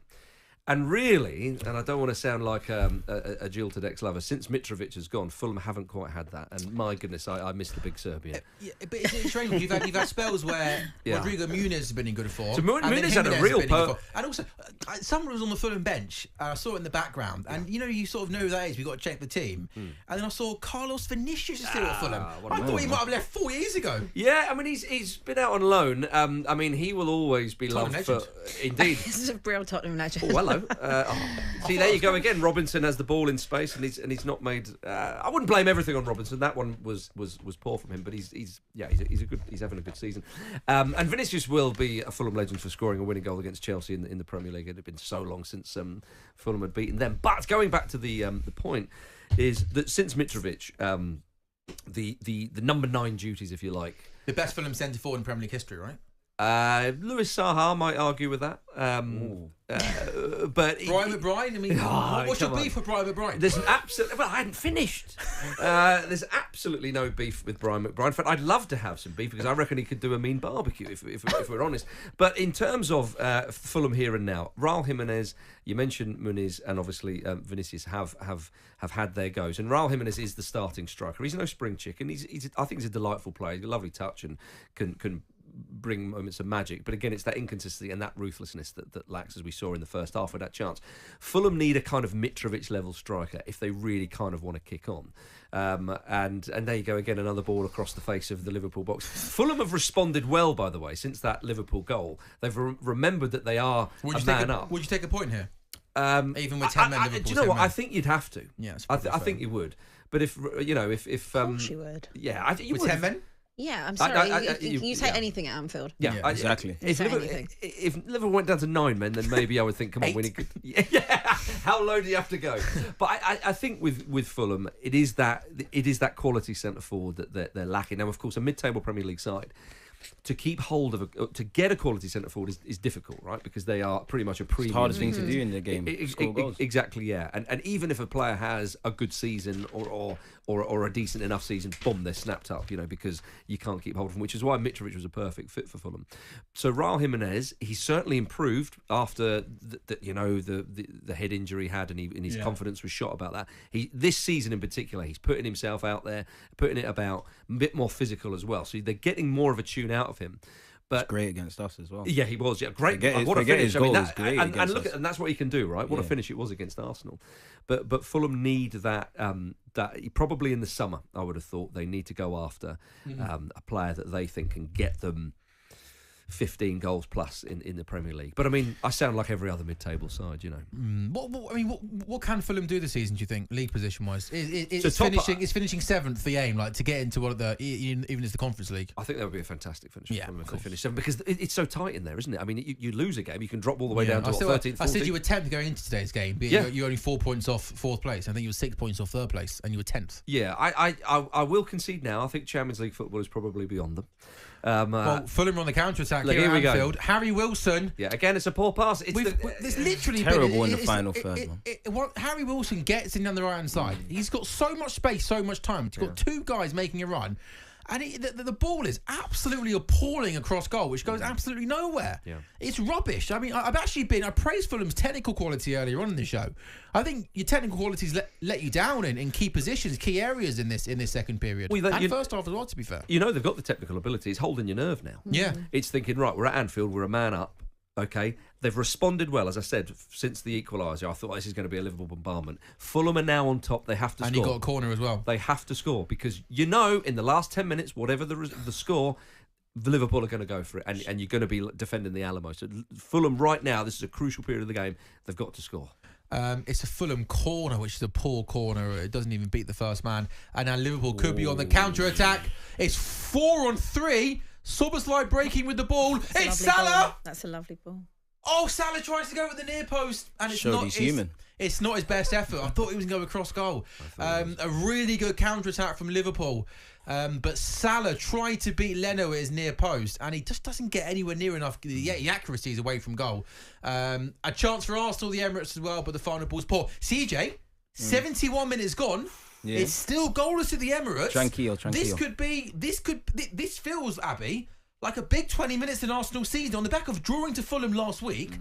They can't not win this game, can they, Arsenal? No, they can't. With Liverpool currently, look at that smile. Look at that Listen, smile. I'm trying to not jinx it. It's Okay? 2 points. It'll be 2 points this. dropped. Like it's what we already know. How many more points can you drop? I don't know, man. How long's a piece of string? We just need to take it You're game running by out of game. points, though, aren't you, to drop on a series? The best thing that's happened for you is that City have been so poor. Because if this was normal, you'd be out of it. Yeah, but you'd be well out of it. And actually, for however poor City have been, they're only 3 points behind. This is what I said earlier when we was talking about the title race. It's all fun and games talking about Liverpool dropping points. For us to have any sort of hope, we need to win. And it's very different to the Fulham game, but it's the same old in that you're playing a mid and low block. You huff and puff left and right. You might look like you're scoring some moments, but ultimately haven't broken the deadlock. We've made subs, haven't seen an impact yet, but we have hope, which hopefully it comes. How big of a problem, though, is it? You mentioned that low block, not being able to break them down. Is this... It's a massive problem because any team that kind of deploys this in the Premier League, we have situations or scenarios like we're all witnessing on TV now. So it's a massive issue.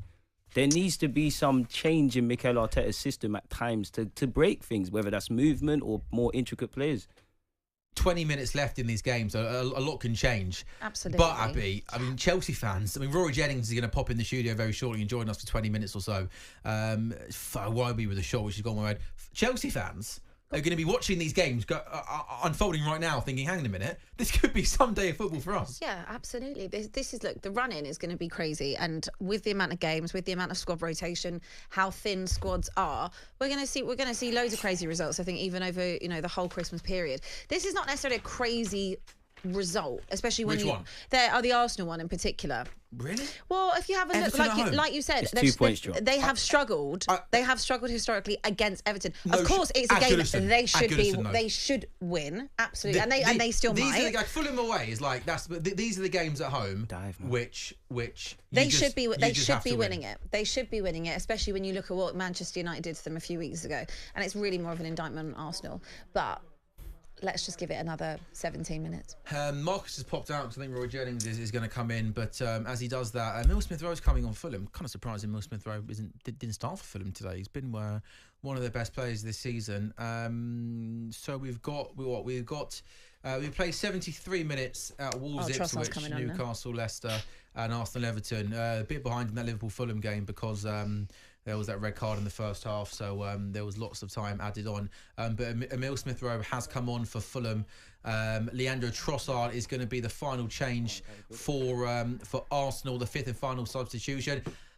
So, scores on the doors at the moment in the Premier League. We've got 20 minutes left in these games. A wonderful afternoon for Newcastle at St James's Park. 74 minutes gone. They're 4-0 up. A double for Jacob Murphy. Bruno Guimaraes with one. Alexander Isak also with one. It'd be Ruud van Nistelrooy's first defeat as Leicester manager. Still goalless at the Emirates Stadium. 75 minutes gone. And perhaps the biggest worry for Arsenal at the moment is they're not creating any chances. And there's been a goal at Molineux. Wolves have equalised against Ipswich as Wolves 1, Ipswich 1. Wolves have led that game for a long period of time. Both sides going into this game in the bottom three, both on 9 points. And I believe it looks like it's Mateus Cunha who was scored for Wolves. So Wolves 1, Ipswich 1. It comes down the left-hand side. Cunha makes a really, really good one. He's fed, but he should not. The goalkeeper there should not be beaten at his near post. That is really, really poor goalkeeping in the Ipswich goal from Juric. He can't be getting beaten at his near post there.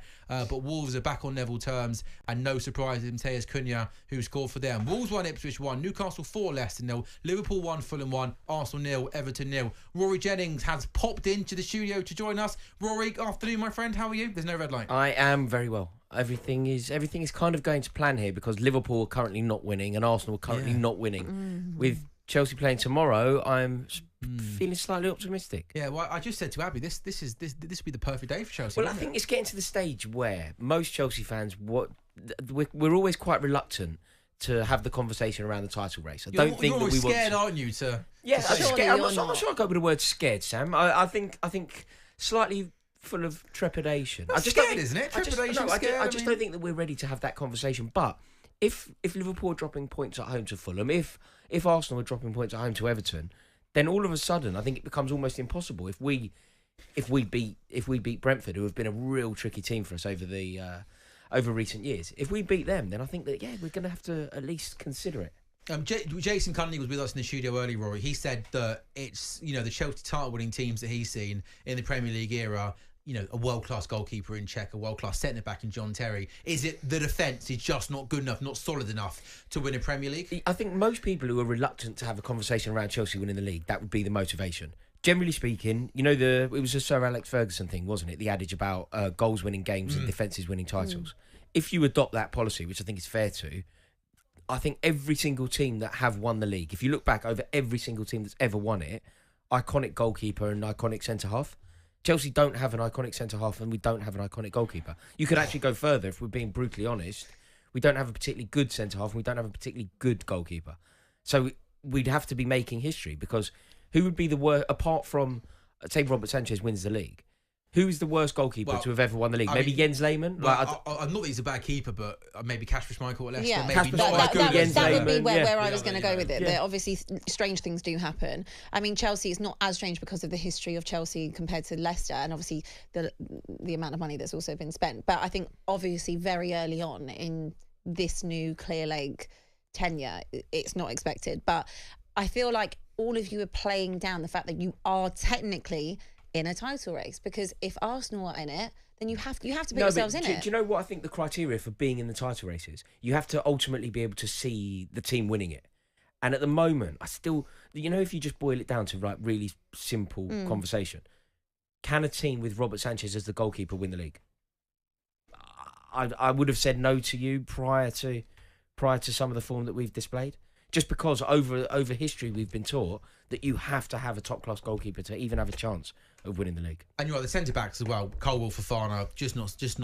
Colwill just doesn't know. They both look like if they're they were both playing fine, alongside yeah, if they were playing alongside John Terry. Yeah, exactly that. Yeah.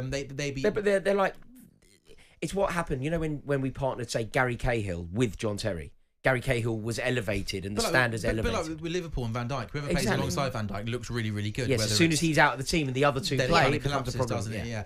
Can you see anyone? I know they're drawing in the moment, Liverpool, but can you see anyone, Rory, finishing above Liverpool this season? No, that's the other reason why I discount Chelsea from a title race, because of the brilliance of Liverpool so far this season. I saw a terrifying stat. This is going to terrify Arsenal fans and basically terrify anyone who believes that their team can win the league. If you believe, and I think it's fair that we all kind of adopt this policy, if you believe that 100 points is the land of milk and honey, right? That's the promised land for trying to win the league, 100 points. Mm-hmm. For Arsenal to accrue 100 points, from this point, before a ball was kicked today, from this point, they're allowed to drop 8 points to hit the 100. That's 8 points. The 90, sorry. That's 8 points they're allowed to 90 drop. To hit the 90 points. Oh, good. Yeah. Wow. They're allowed to drop 8. And that could be 6 in 10 minutes. Yeah, exactly. Man City are allowed to drop 6 before a ball was kicked this weekend.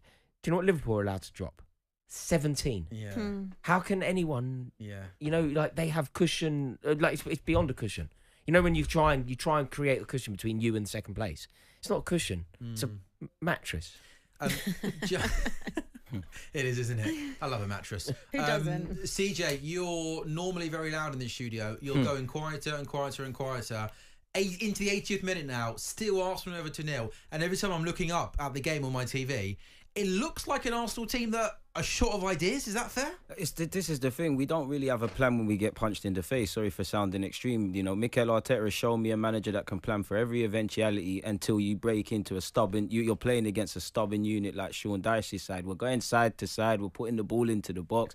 I don't know how you change it. Do you increase the width? Do you have players with X Factor, which we've obviously seen all the subs? You're right. We do look devoid of ideas, but... there's 10 minutes. If these lot want to get something out of this, they're going to have to stand up to be counted. And it's the same old problems. Like, we saw this against Fulham. We've seen this several times this season, and we're going to see it again, aren't we? Does it irritate you that obviously Arsenal are very stoky and you're very good defensively, but we've dropped off a cliff potentially, defensively. you really. could potentially lose or draw to a team that is even more defensive minded than yourselves? Yeah, 100%. Because again, unfortunately, we're like an open book. You lock down our right hand side, you've won half the battle. You be a stubborn mid block and low block unit, you've won half the battle. Again, if you let us score from a set piece or we score early, it's different. But we're a marked entity now, and I can't sit here and say Mikel Arteta hasn't evolved our team, but he's hit a roadblock at this moment, Abby, man. I think you're right. I think you've hit the nail on the head there with regard to like the one side rather than the other side. Life is so difficult for Bukayo Saka because he's the brilliance in the team, because he's the X factor in the team, like the unpredictable talent. Everybody can double up on him because Martinelli offers no threat. Exactly, and the whole left hand side for that matter. If Martinelli just offered something a little, oh my God, Fulham have scored at Anfield. Oh, wow. Fulham have scored at Anfield. Oh, wow. There is absolute limbs in the away end. He's just scored a back heel. Wow. How many times have we seen Robinson get in behind Liverpool's defence the left-hand side and not pick out the right pass? This time, Robinson gets in down the left-hand side. He rolls it across goal. It's the substitute, Rodrigo Muniz, who works the ball goalwards. Rory says it's a back heel flick. I've forgotten. Marcus Bell, I've forgotten his name. Marcus is going mad. Jason Cunney sprinting around the office. This finish, though, from Muniz is absolute genius. Rory, you said was it a back flick as he makes the run? Joe Cole at the Stretford end when we won the league in 2010. It's an unbelievable goal. It's absolutely fantastic. I love the creativity. It's a great ball from Iwobi. Played it inside Trent Alexander-Arnold. It's a great finish. It's around the corner from around the corner of Alisson as well. It's such an improvised finish. Is it? What's he done? It's such a clever finish. I don't even think he sort of... It's the most unorthodox finish. Do you know what, Rory? I almost think the ball kind of comes from a bit quicker than he thinks. And he's almost just sort of throws his right foot in it to divert it goalwards. But... It's taking a clip. It takes a bit of a deflection. Gomez, the ball comes into his feet, and he almost just hangs out his right foot and diverts it goalwards. So it's almost irrelevant though. The ball is in the back of the net. Whatever those happened, Fulham fans won't really care how it went in. But Abby, how many times did we say it? How many times did we say Fulham have got in behind Liverpool, but the final pass has been poor? That time it wasn't. Countless times, and obviously you were quite dismissive, Sam, at the start of the show about Fulham. Abby, we've been absolutely unstoppable this season. You can't be Sure, surprised but that I thought we were going to beat Fulham, right? I'm sorry. You're getting that little bit of complacency, that little bit of arrogance. So did you see this coming, Abby? Is that what you're telling me earlier on? Did you see this coming? I mean, look, all I'd say on a Fulham front is they absolutely battered Spurs and deserve to leave with 3 points. They didn't. They put up a good enough display against Arsenal, and they got a draw. And sometimes third time's a charm, Sam. Marco Silva is the absolute boy, isn't he? Like he's so good. Good coach. He's destined. Next Spurs manager. He's destined for Spurs. or Iraola. Yeah. But those two managers, I think, are the next best thing, aren't they? Where'd you put Thomas Frank in that? I like him as well. Thomas Frank is so popular, but I think he's brilliant. But I think he's very specific to Brentford. I think he's like totally in tune and integral to what they're doing. Whereas I feel like Iraola or Marco Silva, you just pluck them out and they would immediately elevate Tottenham, for example. Yeah, I think. And West Ham, and basically any big job that comes up. Marco Silva going to Anfield and playing like this, regardless of how it ends, it's going to catch the eye of a lot of people. Well, absolutely, and I think the confidence of those results against Spurs and Arsenal, and just taking on, even when they had the game against City and they lost earlier in the season, they deserved something. I just need Everton to hold on a bit longer. CJ, talk to me. I mean, Everton literally with 11 men, pretty much on the edge of their box. It's the hope that kills, man. It's like with every attack, you're feeling like Arsenal may get a goal. I wouldn't say I'm giving up, but I'm more or less not seeing a way out of this. It's looking like another draw. But I must admit, as the game goes on, Everton are breaking on the counter-attack, and it could go left for us. Ed Sheeran's at Molyneux, by the way, if anyone cares. I do not. I passionately don't. Do you like Ed Sheeran? No. You're not a fan of Ed Sheeran? Certainly not in a football context, and in fact, in no context, to be totally honest with you. Oh, he's all right, absolutely. That's a bit of Ed Sheeran. It's not really my genre, but he's all right. I don't think I'd know an Ed Sheeran song. You would know. If you heard it on the radio, you probably would have heard it. I wouldn't I've necessarily. done my best to avoid it. I wouldn't stick it on, but No, I think it's right. But to be him, fair. I thought But I the whole thing of him now just going to games because they're in the Premier League Yeah. and he's in the director's box and he's disrupting broadcasts. That's pathetic. Yeah, absolutely. You know what I mean? If you're a big Ipswich fan, go whether you're in League One or the Championship. Exactly. how do you know he didn't? Well, I never saw him on TV. I never saw him Exactly. boycotting the EFL Channel 5 highlights when they were in the Championship. No, he was probably on a private jet somewhere. Exactly. Anyway, I'm with you, Sam. No, thank you, Rory. I'm glad we agree on that. Just for Arsenal, the He's from got the corner. scored. Oh, Who's that, Marino? Is it Marino? What's that done? Absolutely booed at him. I can't believe it. Why did he? That looked like a really simple chance. Though I've either completely misconstrued what happened, It all happened or so he's made a quickly. big deal about about this it. counter attack. Everton couldn't clear from a corner. There's a couple of ricochets, but Everton have cleared. Amanda Go on. Breuer, by the way, is on for Everton at Arsenal. He's scored 2 league goals since February 2022. But at this point, it's all about holding that ball up and almost just giving the Everton defence a breather. Decore's got the ball now for Everton. Ashley Young has it down the right-hand side. Can he deliver? Ball into the box. Oh, Arsenal do well to clear. Everton, to be fair, Everton might get a corner No corner, here. no, come on, Raya. That's a corner. Lovely, Raya. No, it's not, ref. No, it's not. No, it's not Thank a corner. you, thank you. I'd This have feels, given though, it. Abby, this I'd have given feels Liverpool losing home to Fulham, Arsenal drawing home to Everton. Yeah. This feels like it is could it, be a innit? big This is it. afternoon Yeah. of Premier League football. Well, it's just all eyes are on Chelsea. This is it, though. No, do you know All eyes sometimes are though on in a you. Man season, City will in a think season, it's a you get that turning point. seminal moment. Yeah, you get that that afternoon. that weekend when it suddenly starts to take shape.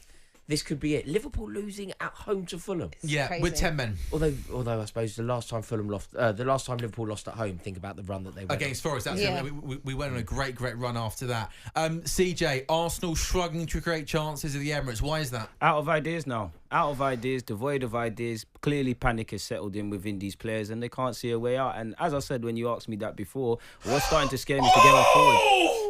Oh, sorry. Harvey Elliott's just gone so close at Anfield. He's off the bench, outside the box. He tries to bend a ball into the top right-hand corner, and it literally just goes over the bar. Oh, that's it falls to him here. He does well to sort of get the ball onto his left foot, and that really couldn't be any closer without going in. Sorry, CJ, I didn't interrupt you. Oh, yeah, no, it's cool, man. We're just devoid of ideas. And You sound devoid yourself, mate. You almost sound You sound beaten, very CJ. low. Yeah, but are you seeing what I'm seeing? You're seeing Gabriel Jesus, a feeble attempt at being an attacking Is player. Did Sterling come on out of interest? No, Sterling. You know Sterling's not coming on. He's just here for work experience. man. It's Work He's here for experience. vibes. You He's can't here for say that about vibes. Raheem Mate, he's Sterling. not You can. When, He's not saying not that even about doing Raheem work Sterling. experience, mate. no, Sterling, you When might as people well. do work experience, they do stuff. I He's not mean, even work he- experience, is he? He's my height, so he wouldn't be a very good Gunnosaurus, but he might as well go and do that because there's no point playing. Like you're But not that is- trusted. but once again, 5 subs. Jorginho, Wanyeri, Partey, Jesus, Trossard come on. Once again, no Sterling. He's your player, isn't he still? Yeah, I mean, crazy. it's not worked. I thought it was quite an interesting experiment from What's Arteta. I panic? thought it was quite a clever idea actually, just because he would bring the nous and the know-how about what it takes to win games. But for one reason or another, he's just not getting a look in. And I was quite harsh on Enzo Maresca when he got rid of Sterling. I thought we needed somebody like that around, somebody with that experience. But everything that we've witnessed happening here proves that Maresca got it right. Yeah, no, 100%. I mean, he hasn't got much wrong, has he, right? No, absolutely. I mean, Midas touch. You know, yeah, 100%. Just to ask you, Sam, you know when you reacted about that Harvey Elliott chance? Yeah. You painted it in a way that Harvey Elliott did really well. He's gone so close. I think he has to score there, don't you? No, that's harsh. Well, Outside the I think he box. absolutely has to hit the target. He was in the box. Maybe just inside the In the box, on the line, we'll say. I'm not sure that's one No, of those. no, we'll say comfortably in the box. No, was it? On the line, I'm going to say. No, I'd maybe. say closer to the 6-yard box than the 12-yard. No, definitely not. 100%. Mate, you need your eyes sorted, Mate. Rory. You've been playing too much poker the last couple of weeks. I guarantee you I- he mate, needs to be hitting the target there. maybe, It's I a wouldn't very say- kind approach. Timbers in! You've got A to ball keep it across. humble. Rory, you got the Arsenal game there as well, by the way, if you want to watch it on the Sorry, screen. I don't know what to do. No, with you this. can. It's You've got like, Arsenal there, you've got Liverpool there. I'm trying to help you it's here. kind of like heaven, isn't it? It's like wherever you look, there's There's football on the football yeah. everywhere. I love how you can put this afternoon is like If I heaven's get, if for I get to the Chelsea pearly fans. gates and I make it into heaven, this is sort of Yeah. what it'll be like. Just Liverpool wherever I losing, look, there's football on Liverpool telly. losing and Arsenal drawing. 89 minutes gone at the Emirates. It's Arsenal 0, Everton 0. 84 minutes gone at Anfield. Liverpool 1, Fulham 2. Newcastle thumping Leicester 4-0. Wolves 1. Ipswich. Oh no! Ref, Oh, 100%. oh, Ref, no. 100%. No. 100%. Arsenal won a penalty. I'm not sure. 100%. I'm not sure who's gone to ground. I'm not sure if he won the ball or not. My first reaction is, Please, no. what are you doing going to ground in the Yeah. box in the 90th minute? We'll have to see a replay. Does it Saka matter how long this goes on, this phase, before they check that? I don't think they're having a look. They're not. Well, no, they'll be checking right now, Mate, and then when the ball goes out of play, dangerous to me. I don't think it's a pen, but I'm screaming for it. First thing I would say is I don't know why on earth the Everton player. I don't know why on earth the Everton player has gone to ground in the first place. It's Mykolenko who makes the challenge in the box. Even if he only 4 minutes added on, it's Partey who takes the ball into the box. I think Partey carries the ball in the box. Mykolenko, the left back, sticks his left boot out. He's got the ball. Great tackle. Absolutely. But has he been bundled from behind? Yeah. Is there a bundle? It's not a pen, but sorry, that's not a penalty. Football's gone down. That's down not. Just for Jota! Jota scores an Anfield! Oh my God! On his return. This is dramatic, man. Yeah. What are we doing? What it's happening. Jota's back. Jota scores. Liverpool 2, Fulham 2. Is this a penalty at the Emirates Stadium? You're right, Rory. Does Decore clatter Partey from behind? Not a penalty. Come on. Mykolenko? That's not a penalty. Not, is it? Does he win the ball, CJ? I'm desperate, so I want the pen, but he won the ball. He's got the ball. He's got the ball. So, and I think the referee's fine with it. Yeah, no penalty. No pen. So Jota. So Liverpool now have about what? 5 minutes plus added time. 5 minutes plus added time to find a winner. To Liverpool. Liverpool. You know, if Liverpool do win do win this game, that would feel like such a statement for them. You know, when you get those results, you get those results in a season, don't you? Like when everyone that's seen their team win the league can think of an iconic like under Mourinho, we went to Blackburn Rovers, Arjen Robben scored, and we basically won the league that day. This could be that kind of day for Liverpool. If they I completely agree with you. They beat Fulham when they're losing with 5 minutes to go, down to 10 men. With Arsenal dropping points, it just feels like that seminal moment. Is this it then, CJ? If you don't score the next 2 minutes, are you out the title race? It's been it. All, as I said at the beginning, all Arsenal could do is win their games and then hope Liverpool drop points. But it doesn't matter what's going on with the Liverpool game. If you do not beat the likes of Everton, yes, credit to Sean Dyche, etc., that on paper should be food for us.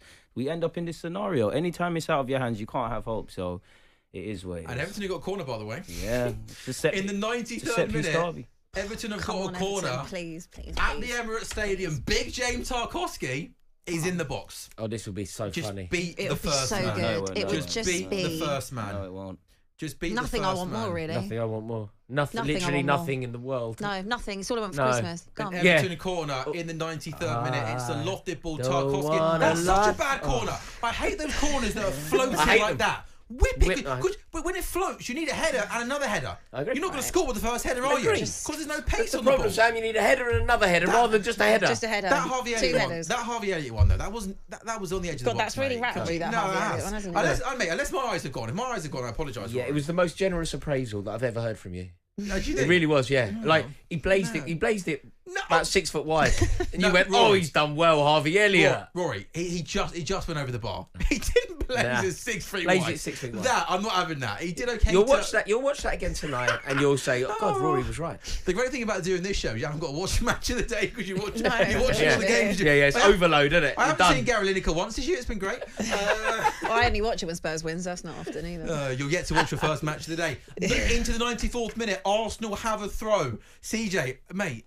Are you okay? I'm good, man. I'm good. But this is it. Do you reckon now prioritise the Champions League? There's no prioritising nothing. What we need to do is just go back to basics on the training ground, learn how to create some chances, have some plan Bs, and we'll take it. It's too late for that, isn't it? Well, you got to. It's December. You need to try something. Is there any blame that can lay with Mikel Arteta? Of course, it's your team. When things go right, it's testament to you. When things go wrong, directly or indirectly, you have to be blamed. You've been here long enough. Everything he does is in his image. Yeah. They're playing like this because of Mikel Arteta. And at the end of the season, if you don't win anything, and I mean anything, do we have some conversations about Mikel Arteta? I mean, I can have as many conversations as I want. I don't make no decisions. Does it depend on this though? Does it work like this? If you don't win the league, but you do manage to accrue a really reasonable points tally. So say you don't win the league, but last year. You hit 86 points, which is very respectable, but you don't win the league. Yeah. That is just about okay. I mean, if you end up with 70 points or whatever, then it would be a disaster. The reality is, Mikel Arteta signed a new deal before a ball was kicked this season, regardless of what happens. But you would have been happy with that anyway. What? Mikel Arteta or the points? Mikel Arteta. What, signing a new deal? I'm cool with whatever the club's doing. I'm not a Mikel Arteta in or out. I'm what's best for Arsenal. But the longer it goes on without a trophy, this question gets bigger and bigger.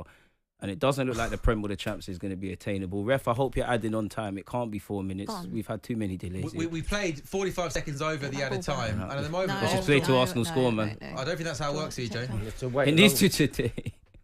Also, I'm not being funny. I think in the first half, you create chances, you look dangerous. Has the keeper made a save in the second half? Exactly. I can't. Jesus with a long ball into the box, and the ball's going to run to Jordan Pickford, and that is going to be that. Yeah. That's going to be that. And Everton are going to pick up a valuable point to Everton. He got the dark art.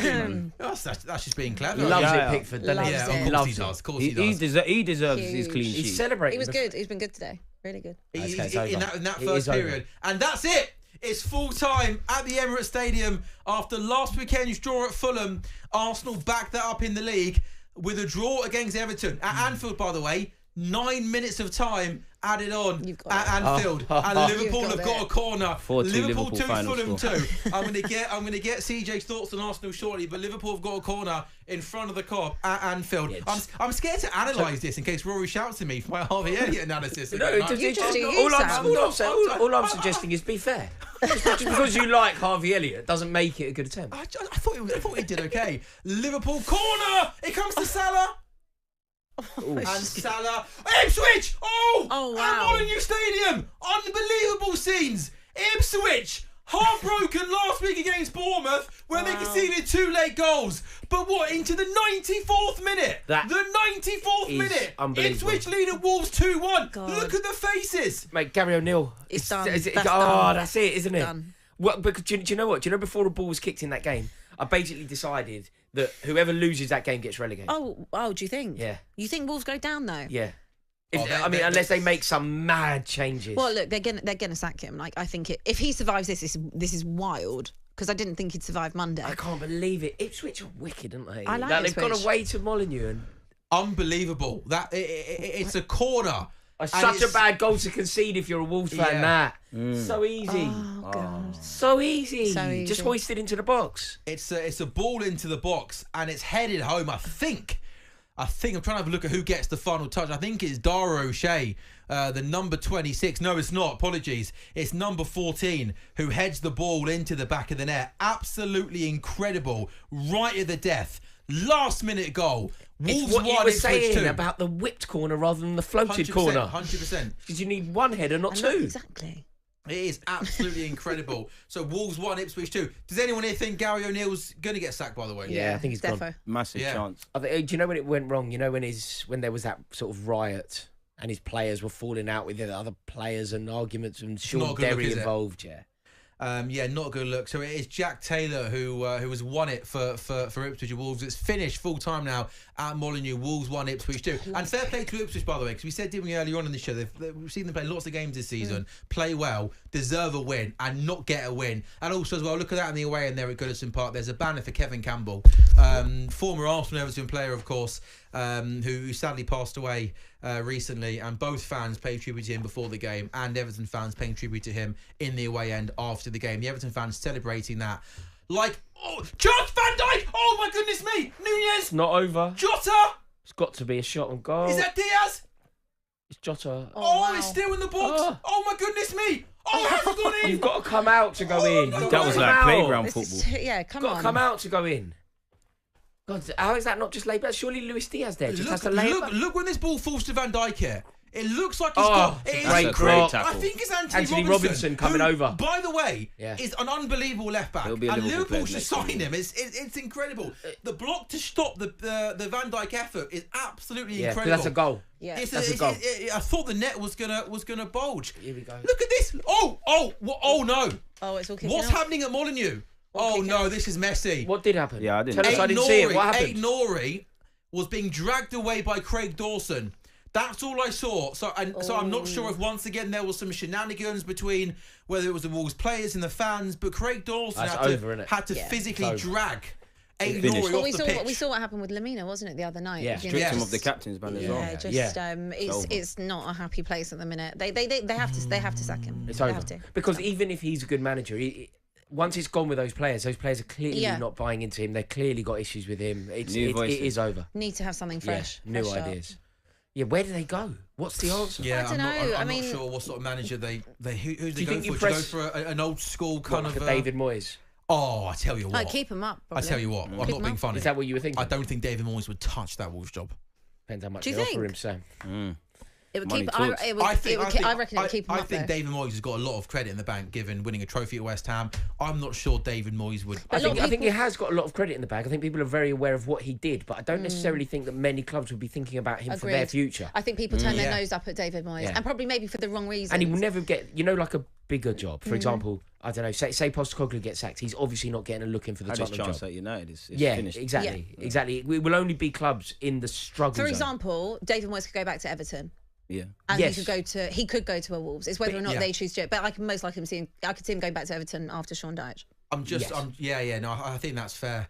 Fulham are on the break Fulham, here. well, this is the thing. Fulham, when they get It the won't ball, be. Iwobi's have got to. have been dangerous. 95 gone at Anfield. We got Oh my God. Smith Rowe, please. Smith Rowe to Traore in the right. They've got a chance here, Fulham. Oh, it's a good save. Traore gets a shot away, but Good Alisson strategy, man. manages Just blaze to- it and hope for the Iwobi's best. gassed out. Hit and Just hope. blaze it. What about your good save? It's right at him, wasn't it? Good save. I like it went right at him, didn't it? Mate, We're joking, Rory. Salah's not getting a free kick for that. Rory, I don't want to tempt fate for your point of view. Well, are we going to win the league? Is that what you're telling me? No, You are in a title race, Rory. No, I was going to keep it more You're simple. in a I was title going to race. just say, as Saturdays go, Liverpool drop points to Fulham, Arsenal, Everton. It could be much better, Perfect could it? weekend so far. Perfect weekend. The only problem is we've got, Brentford are massively our bogey team at the moment. And they're a good team as well. They're a good You're at team. home though, no? But they always beat us. Like but batter us as away well. from home, they've been you'll win. they've been appalling this year. Away No, from but home. sometimes regardless, what you can do to Man City, for example. Yeah. It's just one of those for us. Brentford, for one reason or another, when it's going well for us, they beat us. When it's going badly for us, they batter us. Like it's a worry going into a game. But if we win, do you know what? If we win, Are you in a have you had a title? look Can you please admit you're in a title race? I will. You are I will now, very soon. but- Do you know why? Because our fixture list from now Is lovely. is so kind. Yeah. It's the most generous fixture list. Like we don't play anyone until like mid-February, and that's Man City, and who knows what they're going to be like. How sweet was beating them not last week? It was as. Do you know? There's an As element sweet of as it why is it's every not year. that sweet. Because it's so in football. What makes football so beautiful? It's the jeopardy, right? You don't know you're going to win. When Was we there play no them, we know jeopardy? we're going to Not win. when you were 2-0 up? No, we're 2-0 down. We're obviously going to win the game. So it was great, and I really enjoyed it. But when you know that you're obviously going to win the game, the element of surprise is removed, and therefore it's not quite as sweet as it could be. Oh, Abby, that's a custard pie in your face. He's basically saying you're that bad even at 2-0 up. He knew Chelsea were going to smash Tottenham. I mean, Hotspur. I sat here at 2-0 up. I also knew they'd end up winning the game. So You know your team better than most, don't exactly. you, Abby? So do you know how many times I've seen us go 1 or 2-0 up against Chelsea and lose the game? Not win. Yeah. So I can't say I was shocked. Yeah. But the stupidity of Sar and Basuma. You were let down. Absolutely. Like Postecoglou was let down. I often go And for the you're jugular with him. not a fan Of Postecoglou, I'm not. But at all. in this exact example, I think his players let him down. I totally agree. So we got 90 seconds left at Anfield. It's Liverpool 2, Fulham 2. The other three 3 o'clock game to finish. Arsenal 0, Everton 0. Big win for Newcastle, getting back to winning ways, beating Leicester by 4-0, and Ipswich with the latest goal possible. Corner. And it's a corner for Liverpool. for Liverpool in the dying minutes. Into the 99th Sam, minute. can I ask something? Go on, Right? mate. You're a Liverpool fan. If you end our draw here, but Arsenal haven't won either, that's another game off. Are you seeing only Arsenal as a real title No, challenger, and therefore this is a good weekend? I still genuinely, Rory. You genuinely think Chelsea are in it? I'm not, mate. I'm not ruling out Man City. I know at the moment. I think you have to. You said that I'm off air. not. No, you can't. I just think with City that I know it's such a mess at the moment, but having seen what they've done years gone by, No, but you're just I traumatised. can't- Yeah, I am. No, but you're just conditioned. It's not genuine. It's not genuine. It's PTSD. So Liverpool have- Yeah, it's sorry. PTSD. It's PTSD. Yeah. It's I PTSD. can't. I think that's going to be that. So with that being full time, I think Marcus Bell is going to come back in and join us the last few minutes of the show. But yeah, 30 seconds left at Anfield. Liverpool 2, Fulham 2. But it's a little bit of that, Rory. When you have 97 points and don't win the Premier League, you almost are just scared I know, of what, and I you know. understand why you're conditioned and like full of belief that Manchester City is still a genuine threat to your title aspirations, but without really having a dog in the fight, you're just traumatized. Yeah. It's not a genuine. And they could sign a few, and they could maybe that's fair, maybe more so. But I take what you mean. They've got what they've won 2 in 10. I think it's 2 They in 11, have, but something at like that. the That's same crazy. time, for all of that, they're just 3 points behind title challenging Arsenal. Says more about Arsenal, 4 though. points. Says more about Arsenal. than It does say anyone else. more about Arsenal, but I won't count them out because of that. If Arsenal are in it, you're in it, City are in it. Marcus Beller's back with us in the studio. You The must be, icon. Are you what? The icon that is Marcus Bell. Mate, I'm icon. starstruck here. Starstruck? And it's not for you, Sam. No, I'm sure it's not. Why are you starstruck? Marcus Speller's in the building. It's not Justin Bieber. It's better than Bieber. Is that who you would want to walk in the building? If Justin Bieber joined us, Mate, I've got a confirmation. hot flush on. It seems like Rory. At Anfield 2-2. It seems like Rory's the only person here who knows who I am. I've got to say, I did botch my opener of the show today. By the way, honestly, thankfully this show, I don't think that... I owe him 20 quid, by the way, after that. I'm genuinely starstruck. I did the worst intro of the show where I got 3 of the fixtures wrong, a time wrong, and then went Marcus Speller from and I forgot who he worked for, having spent 20 minutes talking about it with him earlier. So you're a big Marcus Speller fan? Absolutely. And the game at Fulham, the game Liverpool-Fulham. Mate, I'm flustered here because Marcus is in the building. I'll take my hand off your thigh. Sorry, Rory. Marcus, are you a happy Fulham fan, or are you a slightly... I say frustrated because you had chances and Liverpool had 10 men for pretty much the whole of the game. You've got to be happy with the point at Anfield. We said this even when it was 1-0 and Fulham had the extra man. You knew Liverpool were going to come back. And I tell you something, having had enough Liverpool comebacks against Fulham in the recent seasons, League Cup first leg, semi-final last time round, in the league 4-3. To not lose it, I think when it goes that way, I think it was important. Lovely to see Muniz come on and score a goal. Took his goal well, didn't he, as well? Yeah, I don't know whether it will go down as an own goal or his goal. I think it was going... I think it was going goalwards, wasn't it? Yeah, I hope the dubious goals panel he sees favour in their eyes. But the DGP. Yeah, exactly. Yeah, it was a good point. It's a good point for Fulham, and it shows you. I said at the start, I fancy them to put in a performance at Anfield. I didn't fancy the victory, but I thought they'd give a good account of themselves. But it shows you what they can do, and they tried to help out their fellow Londoners, Arsenal, but it just didn't happen. It did not happen. But they've helped out their fellow Londoners, Chelsea. Absolutely. I think Chelsea are the real winners of today. I mean, so far, as long as we can beat Brentford, who've been a real problem for us over recent seasons. But from Brentford are away from home, it'll be fine. I know, but at Stamford Bridge, they kind of see that as a little bit of a home fixture for them because they're so for good. them. They beat us there all the time. Yeah, they do try and pretend they have a rivalry with us. Do they do that to you? Oh, they hate Fulham. Do they? They really they're very chippy. Yeah, very chippy. Yeah. If I ever meet one of their fans, I'm sure I'll feel that. That's so nasty. What was the one you did the other day on talkSPORT 2? Who was it you had to go? Was it Brighton? You were like, pointless club, Brighton are.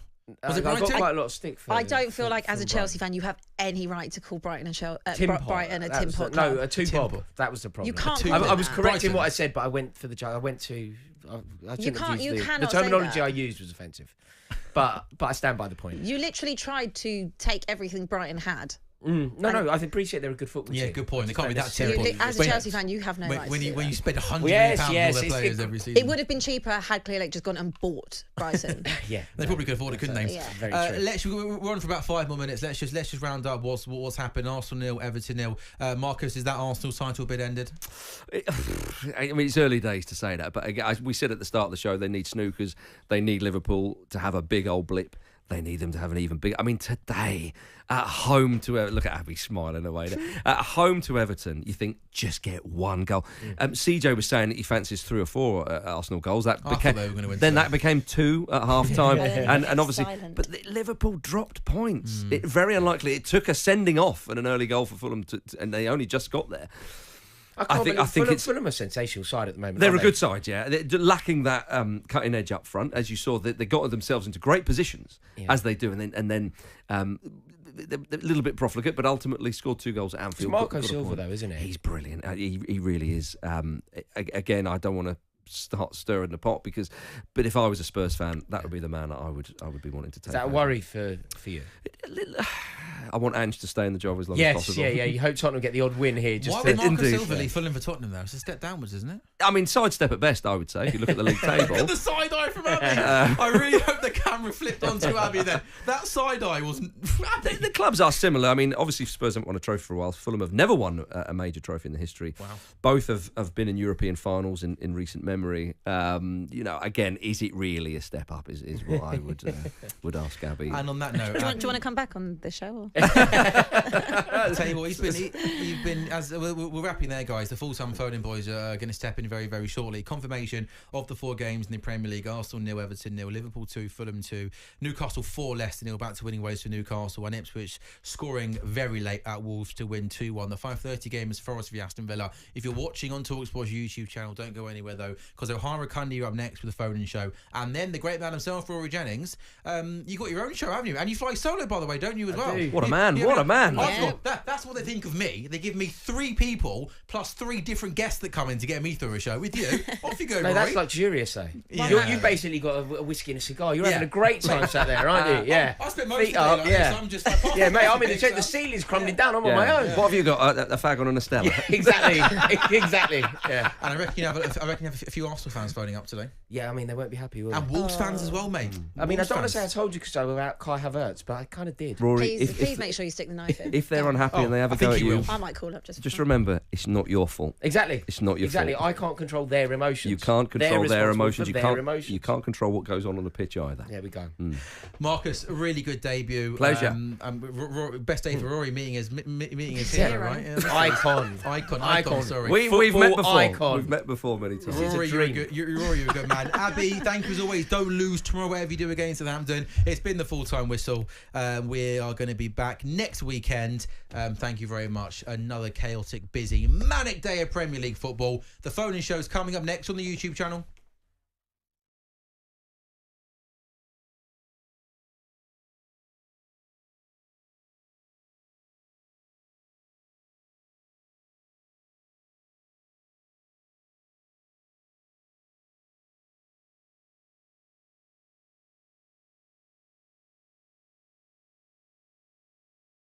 ...73 minutes. It was a goal of the game from skipper Dan Neil. He drove forward from midfield, unleashing a swerving high shot from 25 yards that beat Vigouroux. All ends up the ball ripping into the back of the net. 2 minutes later, Roberts' cross was hammered home by Joe Bellingham, and the away end went absolutely ballistic. Wild celebrations, and it really knocked the stuffing out of the home team, who barely created a sniff of an equaliser as the game ebbed away. Swans' recent good run comes to a crashing halt, but it's 2 wins in 3 games after a tough run for Reggie Lebree's Black Cats, who are up to 3rd. Swansea 2, Sunderland 3. And it's